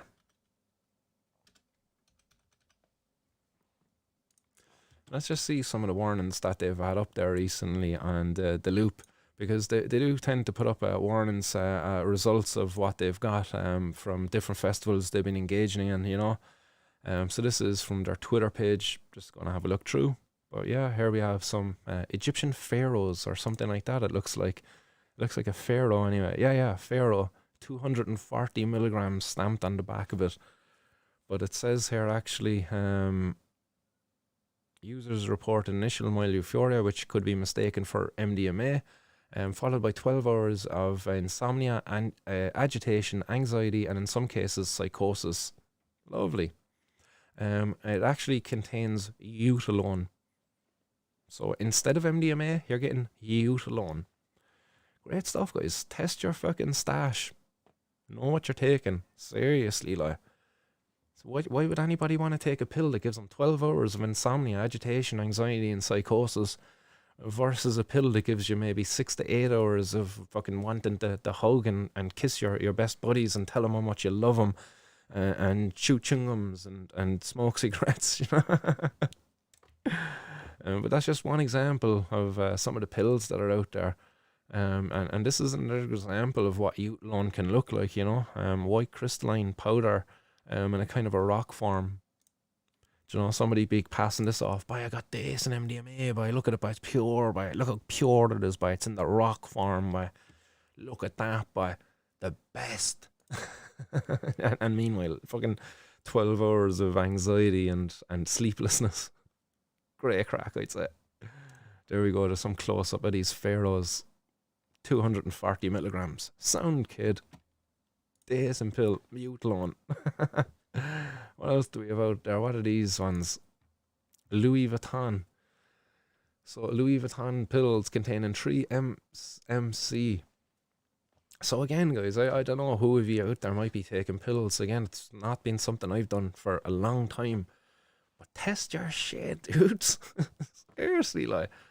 3 MMC is a catanone similar to methadone, with a stimulant and euphoric effects. It produces a strong urge to keep redosing. That is not good, guys. That is not good. Now, don't get me wrong. When you come down off of MDMA, there is always a temptation there and a desire, you know, to go back up again, you know, to take another pill. But it's easy to resist, you know. You can talk a bit of sense into yourself. But it seems here, like, you know, maybe that's not so possible on this, and then that leads to the possibility of overdose. Not good. It says seek medical help if you've experienced any of the following: significantly raised temperature, excessive sweating, muscle rigidity, and non-responsiveness, agitation, or seizure. And guys, if you don't know what the Loop is, an incredible fucking service. In an era of prohibition anyway, that is. Hopefully someday their service will no longer be required because we actually have sensible, regulated, safe avenues in which people can get access to their drug of choice. But until then, you know, the Loop is out there saving feckin' lives. Do you know, they're the real guys out there actually reducing harms from drugs. And nice, the Loop actually got included here, it says, in the newsletter of the HSE, is it? Yeah, the HSE apparently featured something from the Loop when they had a post up from what's in MDMA. So they're obviously, the HSE is obviously well aware of what the Loop is doing, because they're looking into setting up something like this for themselves, I suppose, here in Ireland. But it'll be interesting to see what actually comes of that, if anything. Anything else up there? Some of the volunteers, is it? No, this is the psych here. Some more incredible people. We'll give them a love heart. Go on. Great guys. I know the hard work that goes into volunteering at festivals. Cassidus Dragas out there as well. He certainly knows the hard work that we do at the festival welfare tents with Chill Welfare, and a great crowd out there. Give them a follow if you haven't already. But yeah, there's some of the alerts. More Pharaoh pills. And each pill containing 4 different drugs. The yellow one's benzocaine. The blue one, 4-CMC. The pink one, eutalone. And the brown pill actually had some MDMA in it. What was I saying a while ago, guys? The speckled brown ones.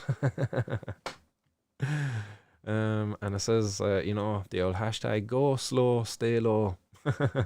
Time to rest. Nice. So yeah, that's the Loop, guys. Yeah, I'm glad I went over there now and just had a look off of some of the stuff that they'd done there. I'm always kind of seeing their feed come up, but Yeah, I see Cassidus Drugas saying it there. HSE introducing back of house testing in summer of 2022, but if drug possession was decriminalised, front of house would be possible.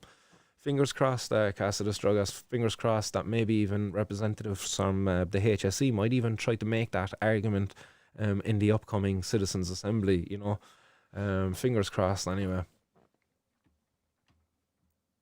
Bob Marley, pure MDMA is the shot, but that shit messed up a lot of dudes. Yeah, definitely. Like everything has its use and abuse. I think that the education is key. That's pretty much it. Like, and you can have all the education you want, really. Like, but if you're buying drugs off the black market and you don't test them, that's not good. And if you don't have access to proper tests, like you could go in and try and use one of those like over-the-counter reagent tests, and they're pretty good. They're pretty good, like, but they're not 100% foolproof. You know what I mean? They're they can have their potentials to fail and give you false positives or false negatives, and leave you in a bad situation. It's just why regulation is the only thing that's really going to work to reduce harms. Any of these other measures, they're only half steps. Regulation, that's the one. Just give people access, give them education, give them access, safe, regulated access. Pods 4420, Mitsubishis were good as well, yeah, but the clubs were changing too much by then though. Yeah, that's true as well. I definitely think there was like one or two clubs in Cork that were more known for like taking yokes. I think was one of them like Sidetracks or something like that. A lot more kind of trance, that kind of vibe to it anyway. Maybe even the catwalk maybe probably had a fair bit of yoke taking going on back in the day. But that was just like a late pub more than a nightclub. But that cafe used to be rocking, in fairness. Other comments out there, Skitanis. They also have a warning that the same press pill with different substance were found at a single event. No way.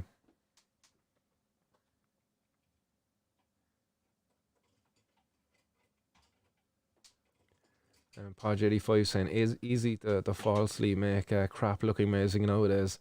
Yeah, that is for sure. So just mind yourselves out there, guys. Know what you're taking if you're going taking anything like that.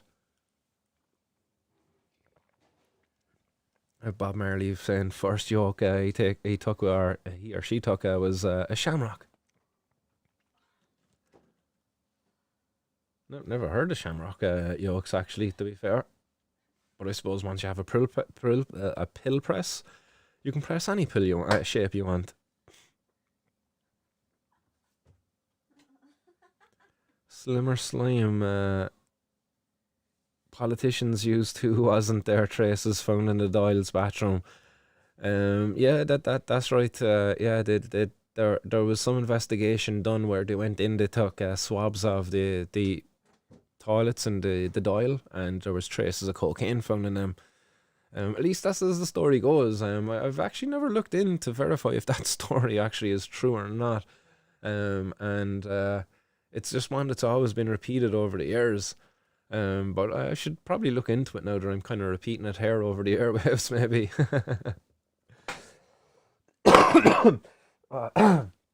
Excuse me for the coughs, guys. Steve Jones, yeah, I read that one there, just flicking back to some of the older ones. Podge says, sure, most keep it secret if they are gay because of bad image until they retired from the sport. Yeah, that's true. Like, look at your man there. What was that guy's name? Jeez, it's on the tip of me tongue. Oh, he only came out recently, and there was a book about him. Philip something. Jeez, somebody's gonna pop it up there in the comments. Can't think of his name now off the top of my head. But he only came out there recently, like, and it's mad to think, that the effects of stigma, even with the lifting of the prohibition of gay relationships, that there's still such a strong stigma lingering afterwards that people still remain in the closet, Philip Evans, is it? No, not Evans. Anybody out there got help?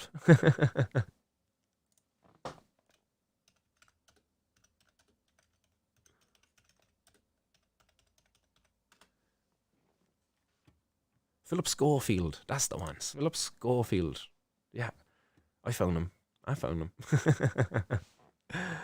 him. Philip Schofield, that's the guy I was trying to fucking think of. He came out of the closet only recently, and I suppose a lot of people would have said, "Oh yeah, we always kind of knew he was gay." Like, but like in fairness, like the fact that he kept it hidden just goes to show, like what's like the effects of the prohibition, the stigma. It's real. There's many people out there, for sure, still hiding it. And yeah, Will Smith actually came out recently. I believe Will Smith actually came out recently about his use of entheogenics. He used apparently consumed some ayahuasca recently, and he's spoke or maybe written about the experience in his upcoming biography, a new book he's releasing. Don't know what the name of that book is, but yeah, he's talking about using ayahuasca and the benefits that's had for him as well. This is all coming mainstream, like, there's a psychedelic renaissance going on, as well as, a liberation of cannabis as well. The cannabis plant, it's going to be free soon, for all of us to be able to benefit fully from it. But also alongside of that, we're going to have access to psychedelic therapies, and that's going to do a lot to help those who need it.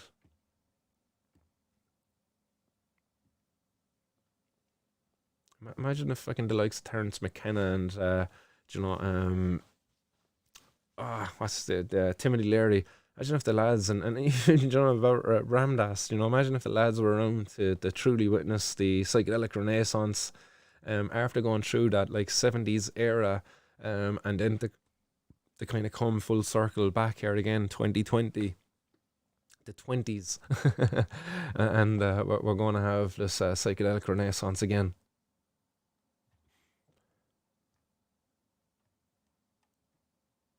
Know your limits and test it. Yeah, it's purity. Yeah, definitely Podge.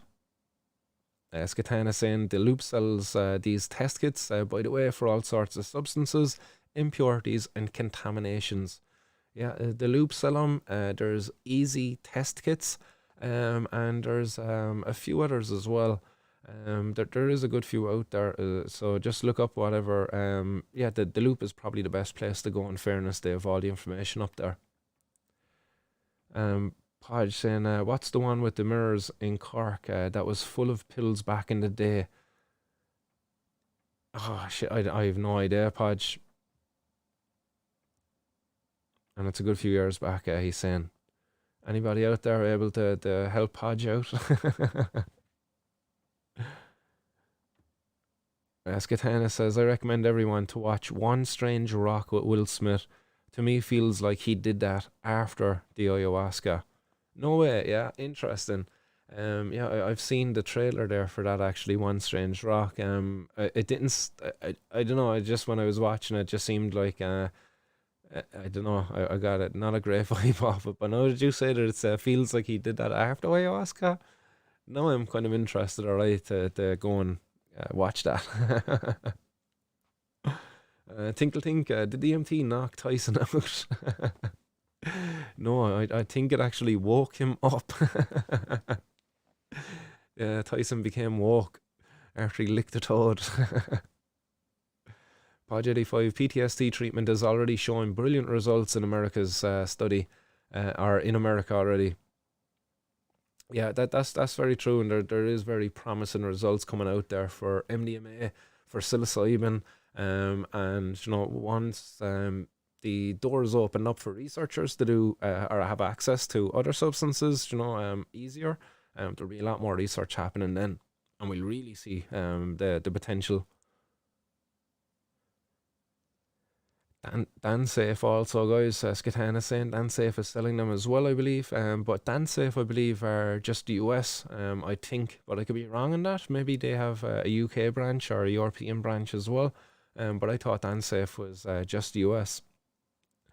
Bob Marley asking, have you guys heard the UFOs in America with the Tic Tac and the Navy? Check it out, man. We don't get told nada over here. Mind blowing shit, man. Surely people have heard that, like, or am I just being ignorant? Like that was out on like the New York Times and stuff like that. They put it out there. I think even RTE reported on it in some small part. The Red FM definitely had a piece on about it. But it is, it's mind blowing stuff, really, when you think about it. Tic Tacs, little like Tic Tac spaceship type things, fucking zooming around the place, moving at like inhuman speeds. Yeah, crazy stuff. All right, like surely like it's more beneficial to our society. Do we put more resources there to investigate those than fucking into the prohibition of drugs? Surely. Like we spend like over 100 million every year just in the enforcement of the prohibition of drugs. Just take that same 100 million and let's create a UFO division, or are they're known as now UAPs, unidentified aerial phenomena. Yeah, we should start a campaign on that. Like find ETs, not my weed. Find ET, not my weed. I'm sure we could come up with some other funny chance there on that one. Ireland Space Agency.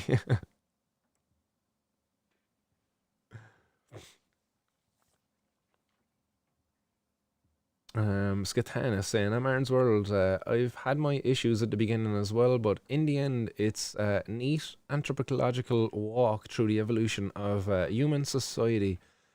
Even if the presentation at this time seems questionable, the finale is worth it though.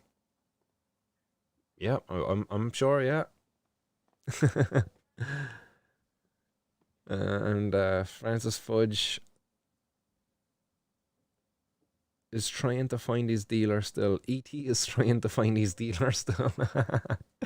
Yeah, that's because when he came here, like everybody thought he says, "Take me to your leader," and he was like, "No, no, take me to your dealer." But they can't pronounce D's from wherever E.T. is from, so unfortunately they thought they were trying to invade, and there was like fucking worlds and everything. All he wanted was a little weed. Yes.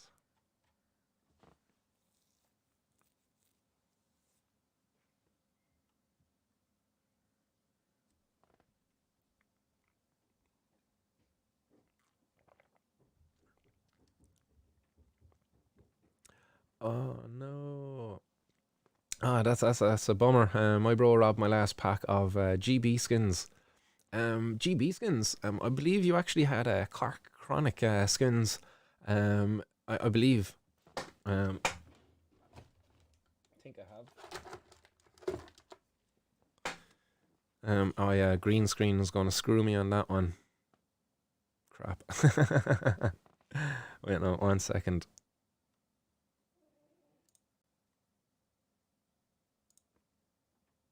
I wonder, can I get the green screen off for a second?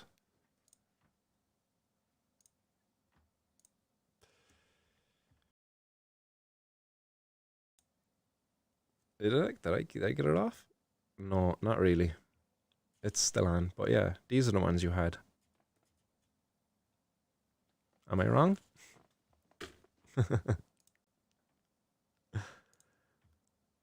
Sorry, I should have learned from my lesson actually messing with the camera the other day. Like, I shouldn't mess with the camera.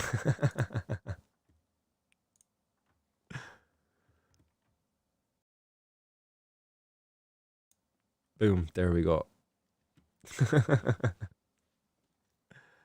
um, but were they the ones, Daily Talker, while I was just showing you there? Hopefully you were looking at the screen there. Um, but yeah, there were Cork Chronic skins anyway. Yeah. Cork Chronic, Podge saying there as well. So, um, but maybe GB should get his own skins. Greenbeard skins. Only rolled with the finest hairs from Greenbeard's beard.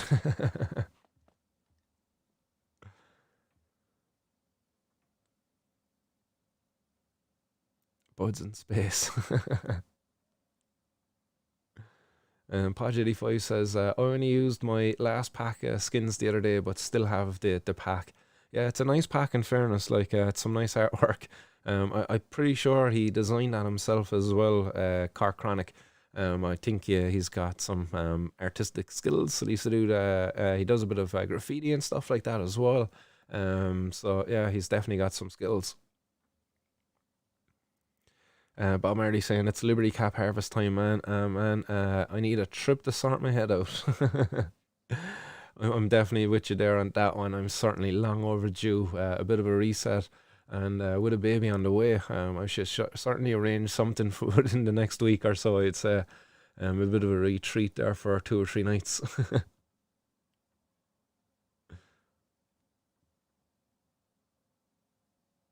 Daily Talker saying, I'll definitely keep the pack once it's empty. Great souvenir from a great day. Nice. Tinkle Ting saying, did anybody ever try moon rocks? It's grass and hash, I think he says. Or she says, maybe. Tinkle Tink. I've tried moon rocks that my buddies have actually made. And it's not actually weed and hash. What they do actually is you get a cannabis flower, you get a bud, you cover the bud in like some resin, maybe. Like you could get some RSO maybe if you wanted, or other type of extract, but it has to be like in a liquid kind of a form. It has to be pliable onto the bud. And once you have it on the bud, then you roll it in some keef, and then the keef sticks to the outside of the bud, and voila, that's kind of like pretty crude moon rock. So yeah, it's weed and extract and oil kind of that you can put on the outside of the bud and then roll that in keef. And there you go, that's a moon rock.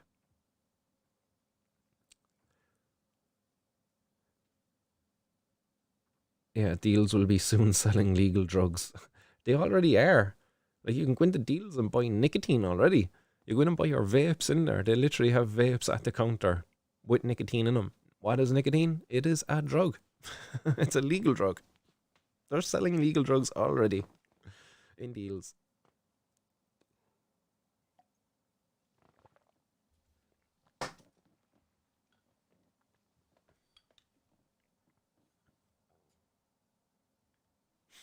So I'm just going to pack up one more ball, guys, and we'll hit the road then in not too long, I'd say. Oops, my bad.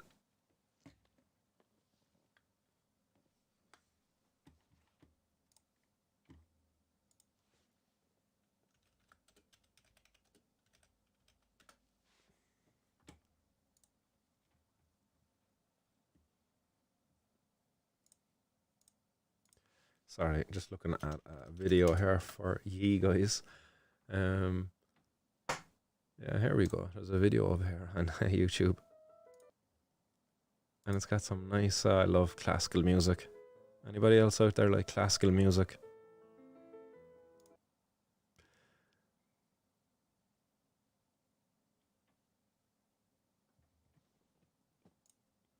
I'll pop it up on screen there for you while I pack my bowl there now. Hopefully it's a good video. I haven't actually looked at the video myself. Boom, it's a lovely looking fucking big popcorn nugget. But you see the keef all coated on the outside of it. I just turned off the music there. But you see some nugs on one side and nice fucking big nugs too, like golf ball looking nugs banded. They look dense. Lovely looking nug. Oh, yeah, select a tight nug, it says. And as I said, get your oil. Hash oil, they call it here, like, but you know, Rick Simpson oil, if you want to go that way.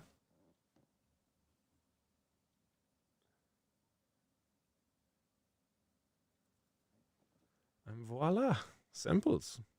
Roll it in cover it in oil, roll it in keef, and moon rock is born. Look at those things. It says let it dry for 3 to 7 days. Ooh, I didn't know that part now. 3 to 7 days. Look at those things. They just look fucking savage, don't they? Don't they? Like, don't you just want it? Oh, they just look really like no, maybe these look nice as well, but like those last ones looked really nice. Like those ones. I don't know. They just look like, yeah. I don't know. The other one looks nice as well, but not as keefy. Go do it more keef.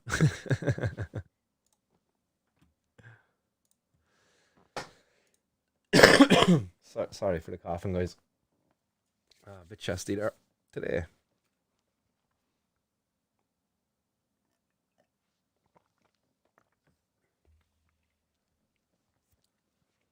Pod 85 saying I do love a nice cocktail in a bong. Nice bit of weed and squidgy. Nice. Yeah, for me, the only cocktail I get to have at the moment now is some cannabis and keef. But I'm actually just going to leave the keef build up for a bit longer, and we'll do some cocktail bowls with that. Is always nice.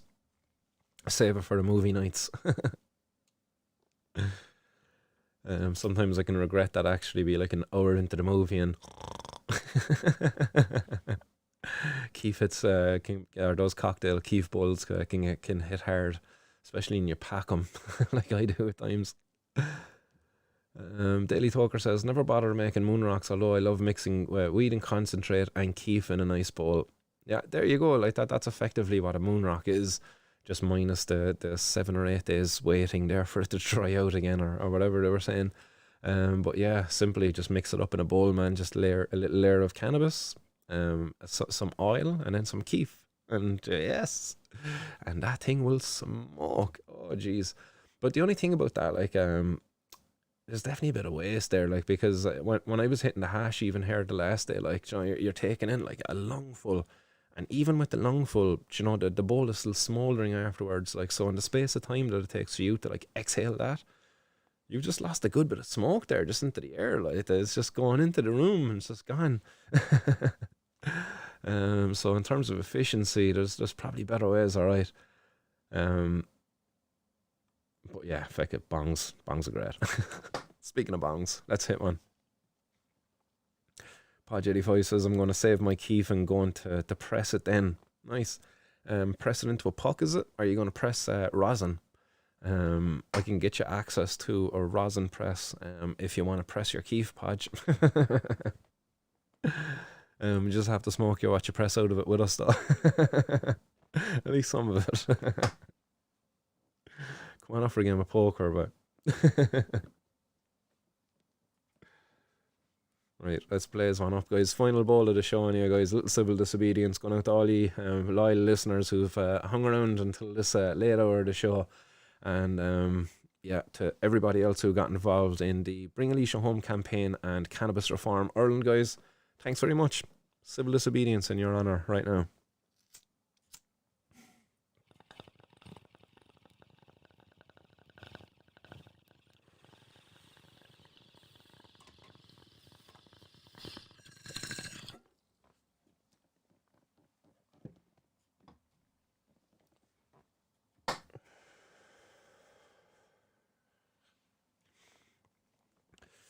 Yeah, Daily Talker, I enjoy that actually as well when you're hitting the bowl and watching that keef melt. Yeah, that's nice, alright.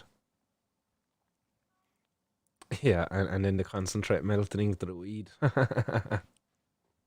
Can't say I've done too many of those bowls with keef and concentrate combined with the weed. But I've definitely had both with weed, but just never together. Um, yeah, Bob Marley saying isolator hash, man, that stuff is savage. And press some isolator hash then as well. Apparently, it's like some rosin pressed from isolator hash. That's supposed to be the shit.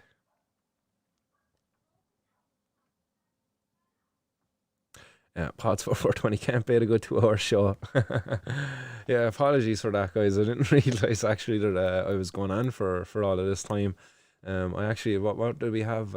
6 or 7 news articles lined up for today, and we still got 2 hours show almost out of it. Apologies, I'm an awful waffler.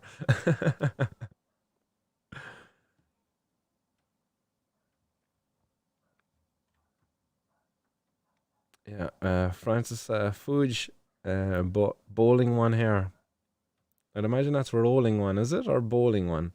Oh, bowling. Oh, sorry, I was just thinking of like bowling, like fucking bowling a ball, but bowling as in bowling a bong. Yes, stupid Martin. You really have to spell things out for us stoners at times. Some of the most obvious things like can be like easily overlooked. Daily Talker says smoke it before bed and you won't know when you fell asleep. Yeah, that's right, and you won't wake up until like the day after, the next day. No, I like to try to stick to the 2 hour rule before bedtime myself, because otherwise you kind of wake up a bit hazy in the morning, and I like to wake up a bit fresher. So I like to try to give at least the 2 hour window before bedtime and smoking.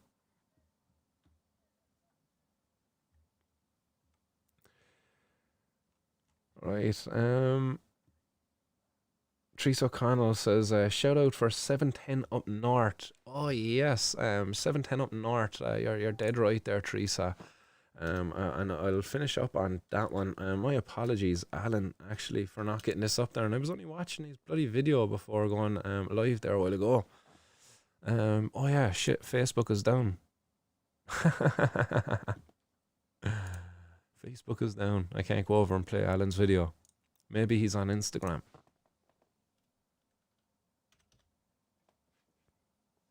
Oh, fucking Instagram is probably down so as well, is it? No.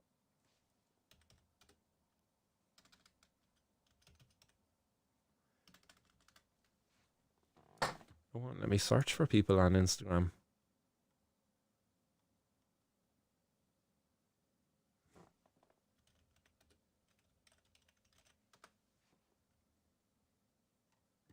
Interesting. Instagram seems to be having some issues as well. But yeah, on 710 anyway, this Thursday, guys, above in Belfast in the Botanic Gardens in Belfast, there's going to be a protest. Instagram is down as well.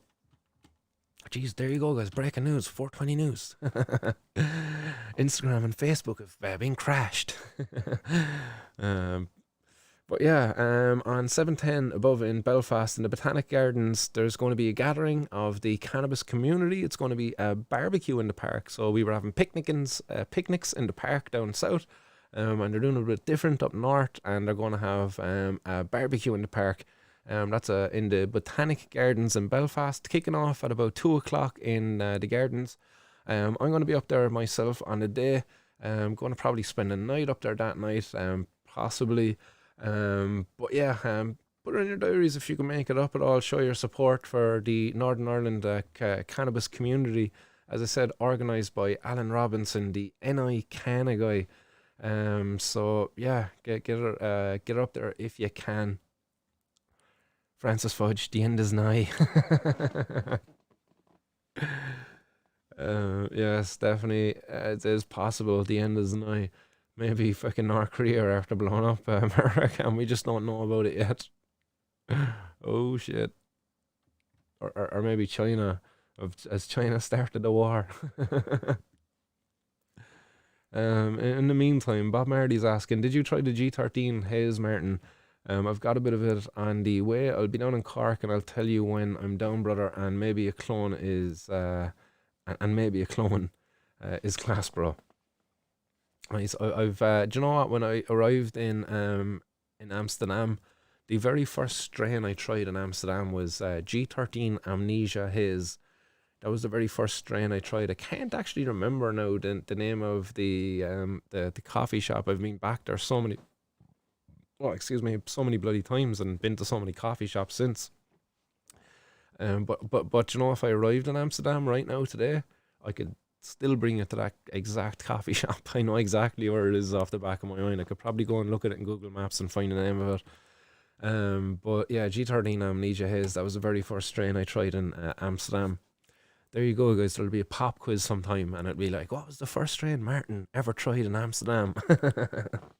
G13 Amnesia Haze. But yeah, there's so many variations of that. So you're saying G13 Haze here now. So probably have. I think I've tried a G13 Haze when I went back to Amsterdam as well. Because I can remember being like, oh, this is not the Amnesia Haze, this is just a haze. I was like, all right. Different cannabis shops, different offerings. Gotta try them all. It's like fucking Pokemon. Except it's Smokymon. Yes. That's what you do when you go to Amsterdam. You play Smokymon. You gotta smoke them all. My smoky dex is almost complete. Anybody out there with a complete smoky dex yet? Sorry, laughing at my own jokes too much. I'll get killed later.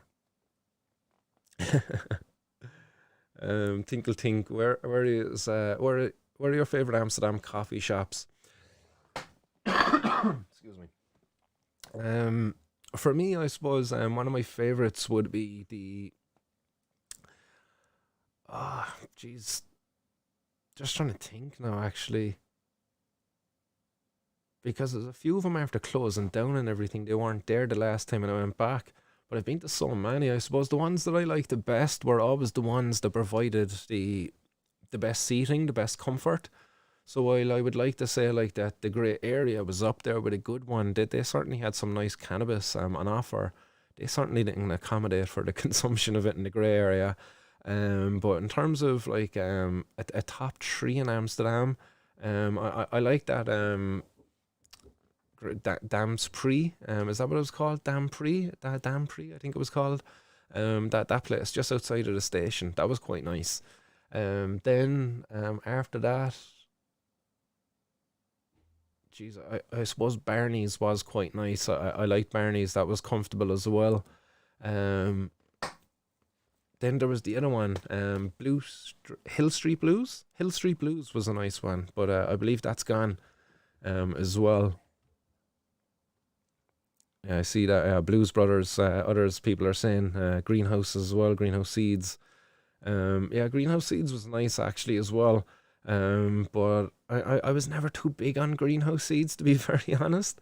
I never liked them. I just had some bad experiences with their seeds when starting off, and I was just like fucking never liked them. Then because of that, I kind of they left me with a bad taste in my mouth. Like, just bought packs of their seeds, the ones with the color on the outside of the seed, and like having a fucking terrible time with them. Like no seeds germinating, like almost it wasn't good.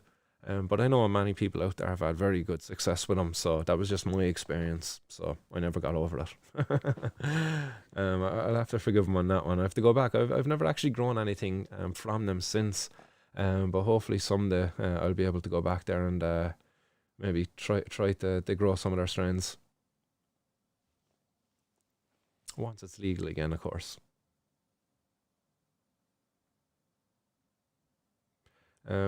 Take Francis Fudge saying if you're ever in Holland, take a 20-minute journey to a small town called Den Haag, The Hague.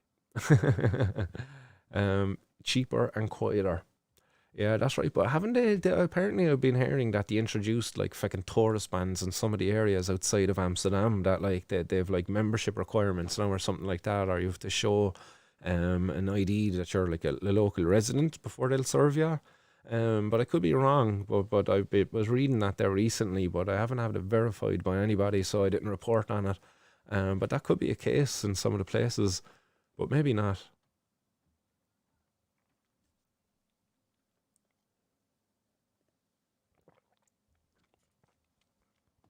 Yeah, Podsworth 420 Hill Street Blues was besides the cop station. It had all the writing on the walls and it had my name there a few times. Nice. And Hype saying there was a small one with two poo tables and a bus seats at the tables. Can't remember the name, but had a lot of pretty nice hash. Nice. Yeah, I used to love the hash when I used to go over to Amsterdam. I used to always be getting bits of hash in different places, looking at what they had on offer. I love me hash. um, yeah, that's true. Bob Marley saying here, like you said, it's not even regulated. Half the smoke is not even flushed. Yeah, I've definitely had some cannabis in Holland that was just like tasteless, and even some of it like being pure harsh, like rough and stuff like that.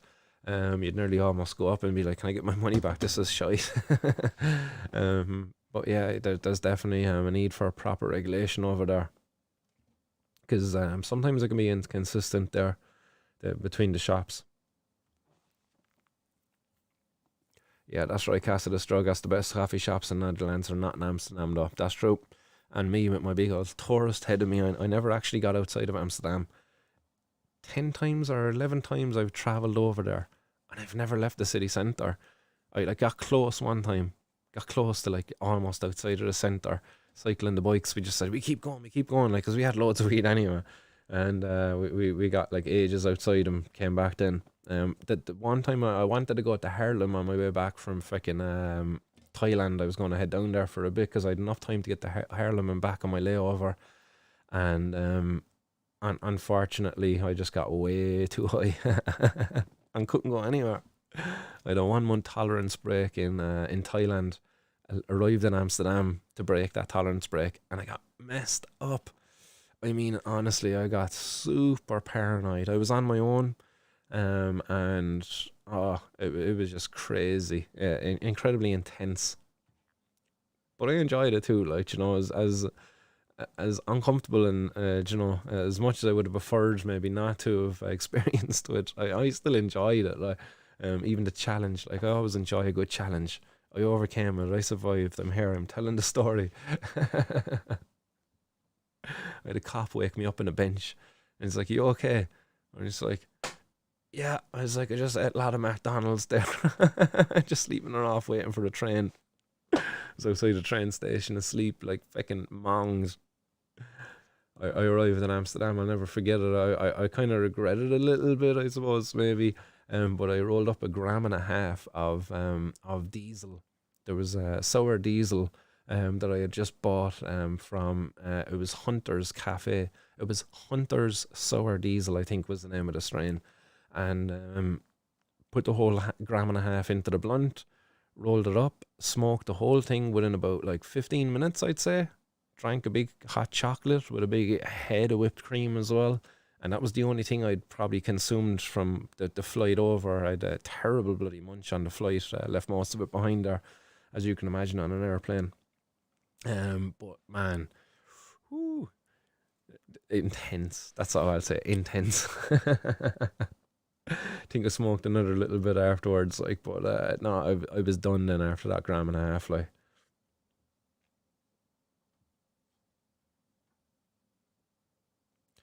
I actually thought there was people following me around. Like, truly did. I thought there was people following me around Amsterdam. I was like fucking clutching onto my laptop. I had my laptop with me, and I was like, I must make sure nobody robs my laptop. Thought there was people following me, waiting for me to put it down, and they were going to snoop it as soon as I did. Yeah, what a way to say hello to Amsterdam. Yeah, and for anybody out there arriving in Amsterdam, Hunter's Cafe is an early cafe there, and they serve cannabis early too. So if you ever arrive in early, like before 9 o'clock, I think they open at like 8, half 8. They do a breakfast and stuff as well. So it's a good one. Just don't put a gram and a half in if you're after a month's tolerance break. Yeah, Harlem's only a half hour from the dam. That's right. And you know what? You know the time I arrived there, fucking, and you rest in peace. But Willie Wortle, Willie Wortle's cafe. That's where I wanted to visit. That's Jeez, just trying to think of his name now. It's on the tip of my tongue. I can remember his cafe. Uh,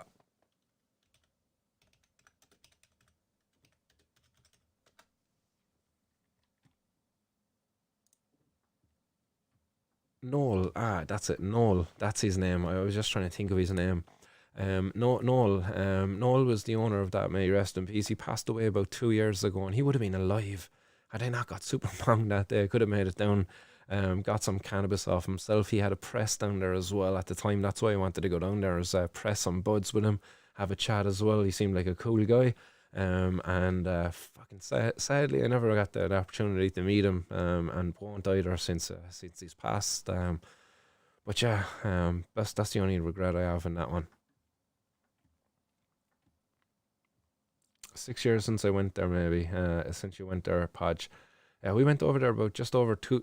Noel Van Shack. I can't pronounce his surname, but yeah, that's the guy, Peter. He was a great activist. Yeah, great campaigner. Um, but yeah, what was I going to say there now? Sorry.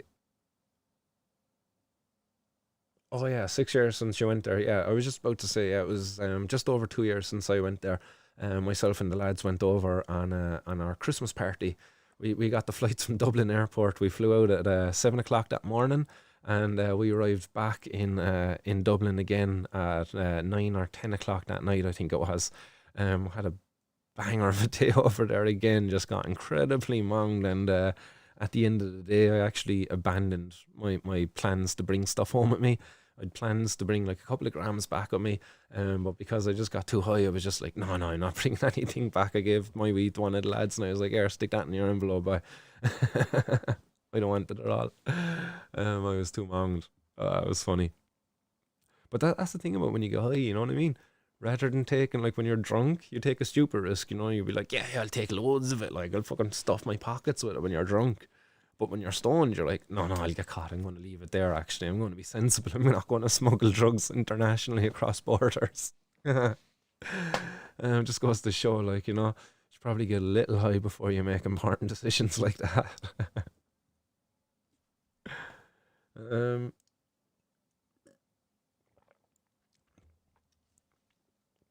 Bob Marley's not been there since 18 years ago. Geez, since that 2003. That's been a while, alright. Francis Fudge, 5 G's of Afghan Black, €15 in Leiden. Man, €15 for 5 grams. High Society is the name of the place. No one limit on buy if you give them the wink and say my name. There you go, guys. Tell him Mr. Fudge sent you. And give him an old wink as well, and a nod of the head. And you can buy all you want.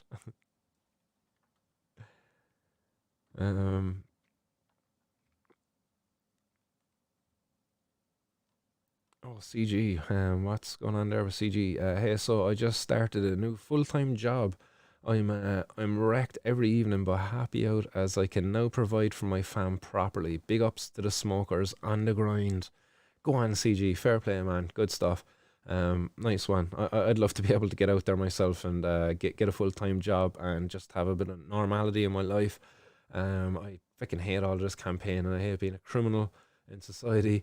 And hopefully someday, like yourself, I can make an announcement and say, hey guys, I got a full-time job. Yay, I'm growing weed full-time. That's my job now. Someday soon. Everybody can dream.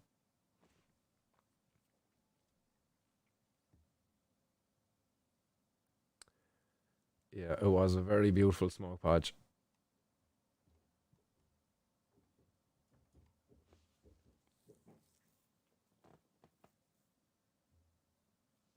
Hype saying, I want to go to the night Nutella Bakery. Oh man. Oh man, those things are dangerous. Holy shit. I can remember being in Amsterdam and just being, oh my goodness, the food I ate was just, it's nobody's business. It's ridiculous. Ah, but so good. It was so nice, man. Oh, I can remember getting this waffle. Got the greatest waffle ever. It was down at one of these. It was like one of these food markets. On one of it's during the daytime down on the main streets. Down a bit outside of the city centre. Oh, but they had this waffle, cream, ice cream, bit of chocolate sauce, some Nutella. Ooh, I still remember it. Savage. Herself was with me at the time, and she still talks about it as well. Remember those waffles we got in Amsterdam? Yes, good memories. Pod 85, remember I forgot a bit of hash in my pocket before a flight and having to eat it was a great flight. Nice, Podge, good stuff. Yeah, that's what I would just say to him. Oh, I forgot it was there. Sure, I was smoking in cannabis in Amsterdam. Sure, I was going to forget. It's a side effect. That's what you can always write it off as short-term memory effects of cannabis consumption. I forgot I had that cannabis in my pocket. The thinking man's drug. Go man, tinkle think. Or woman. Sorry, I don't know your gender. So, um, the name is not non-gender specific. Constant Gardener. Thanks, brother Martin. I hear you, bro. Nice and constant. And again, congratulations. Good to have a job there that you're happy with, and it's great to be able to provide for your family as well. So long may that continue. The happiness and the prosperity there for the family too. Um, Double cherries, Caron C. Um, Pod 85 Dutch mayo is lovely. Man, I've never got that. Do you know, like that chips and mayonnaise thing? I've tried it. I never bought them. I wasn't big into it. It was nice. It was okay.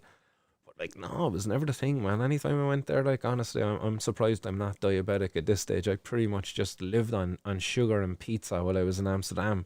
That was it, sugar and pizza. Um,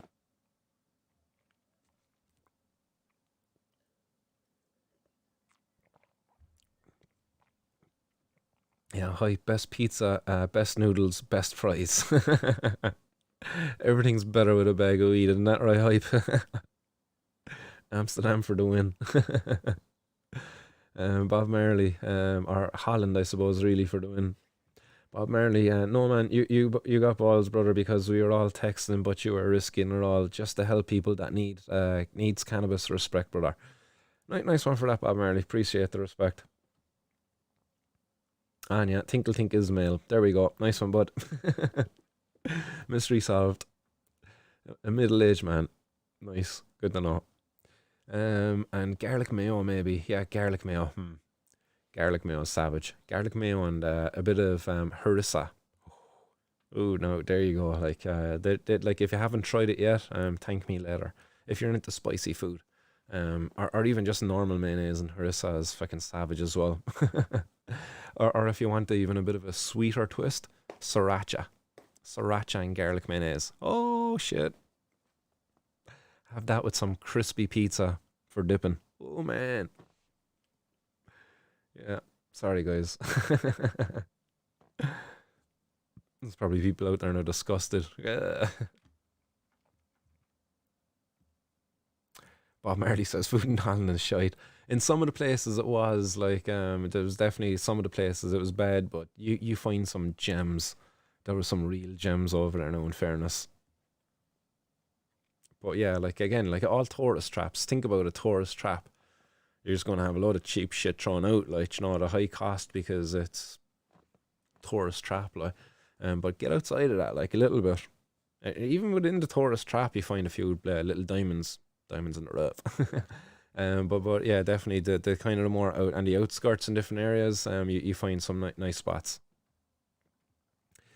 Right, guys, I'm gonna start loving you and leaving you because I'll be here reading your comments for another hour, or just fucking almost 30 minutes since we said we'd say goodbye there. But it's been great crack, guys. I've enjoyed this show there with yourselves this evening. Have a good one. Stay blazed out there, guys, and keep her lit. I'll be back on Wednesday with more 420 news. So stay safe, guys, and see you then. Bye bye. Peace.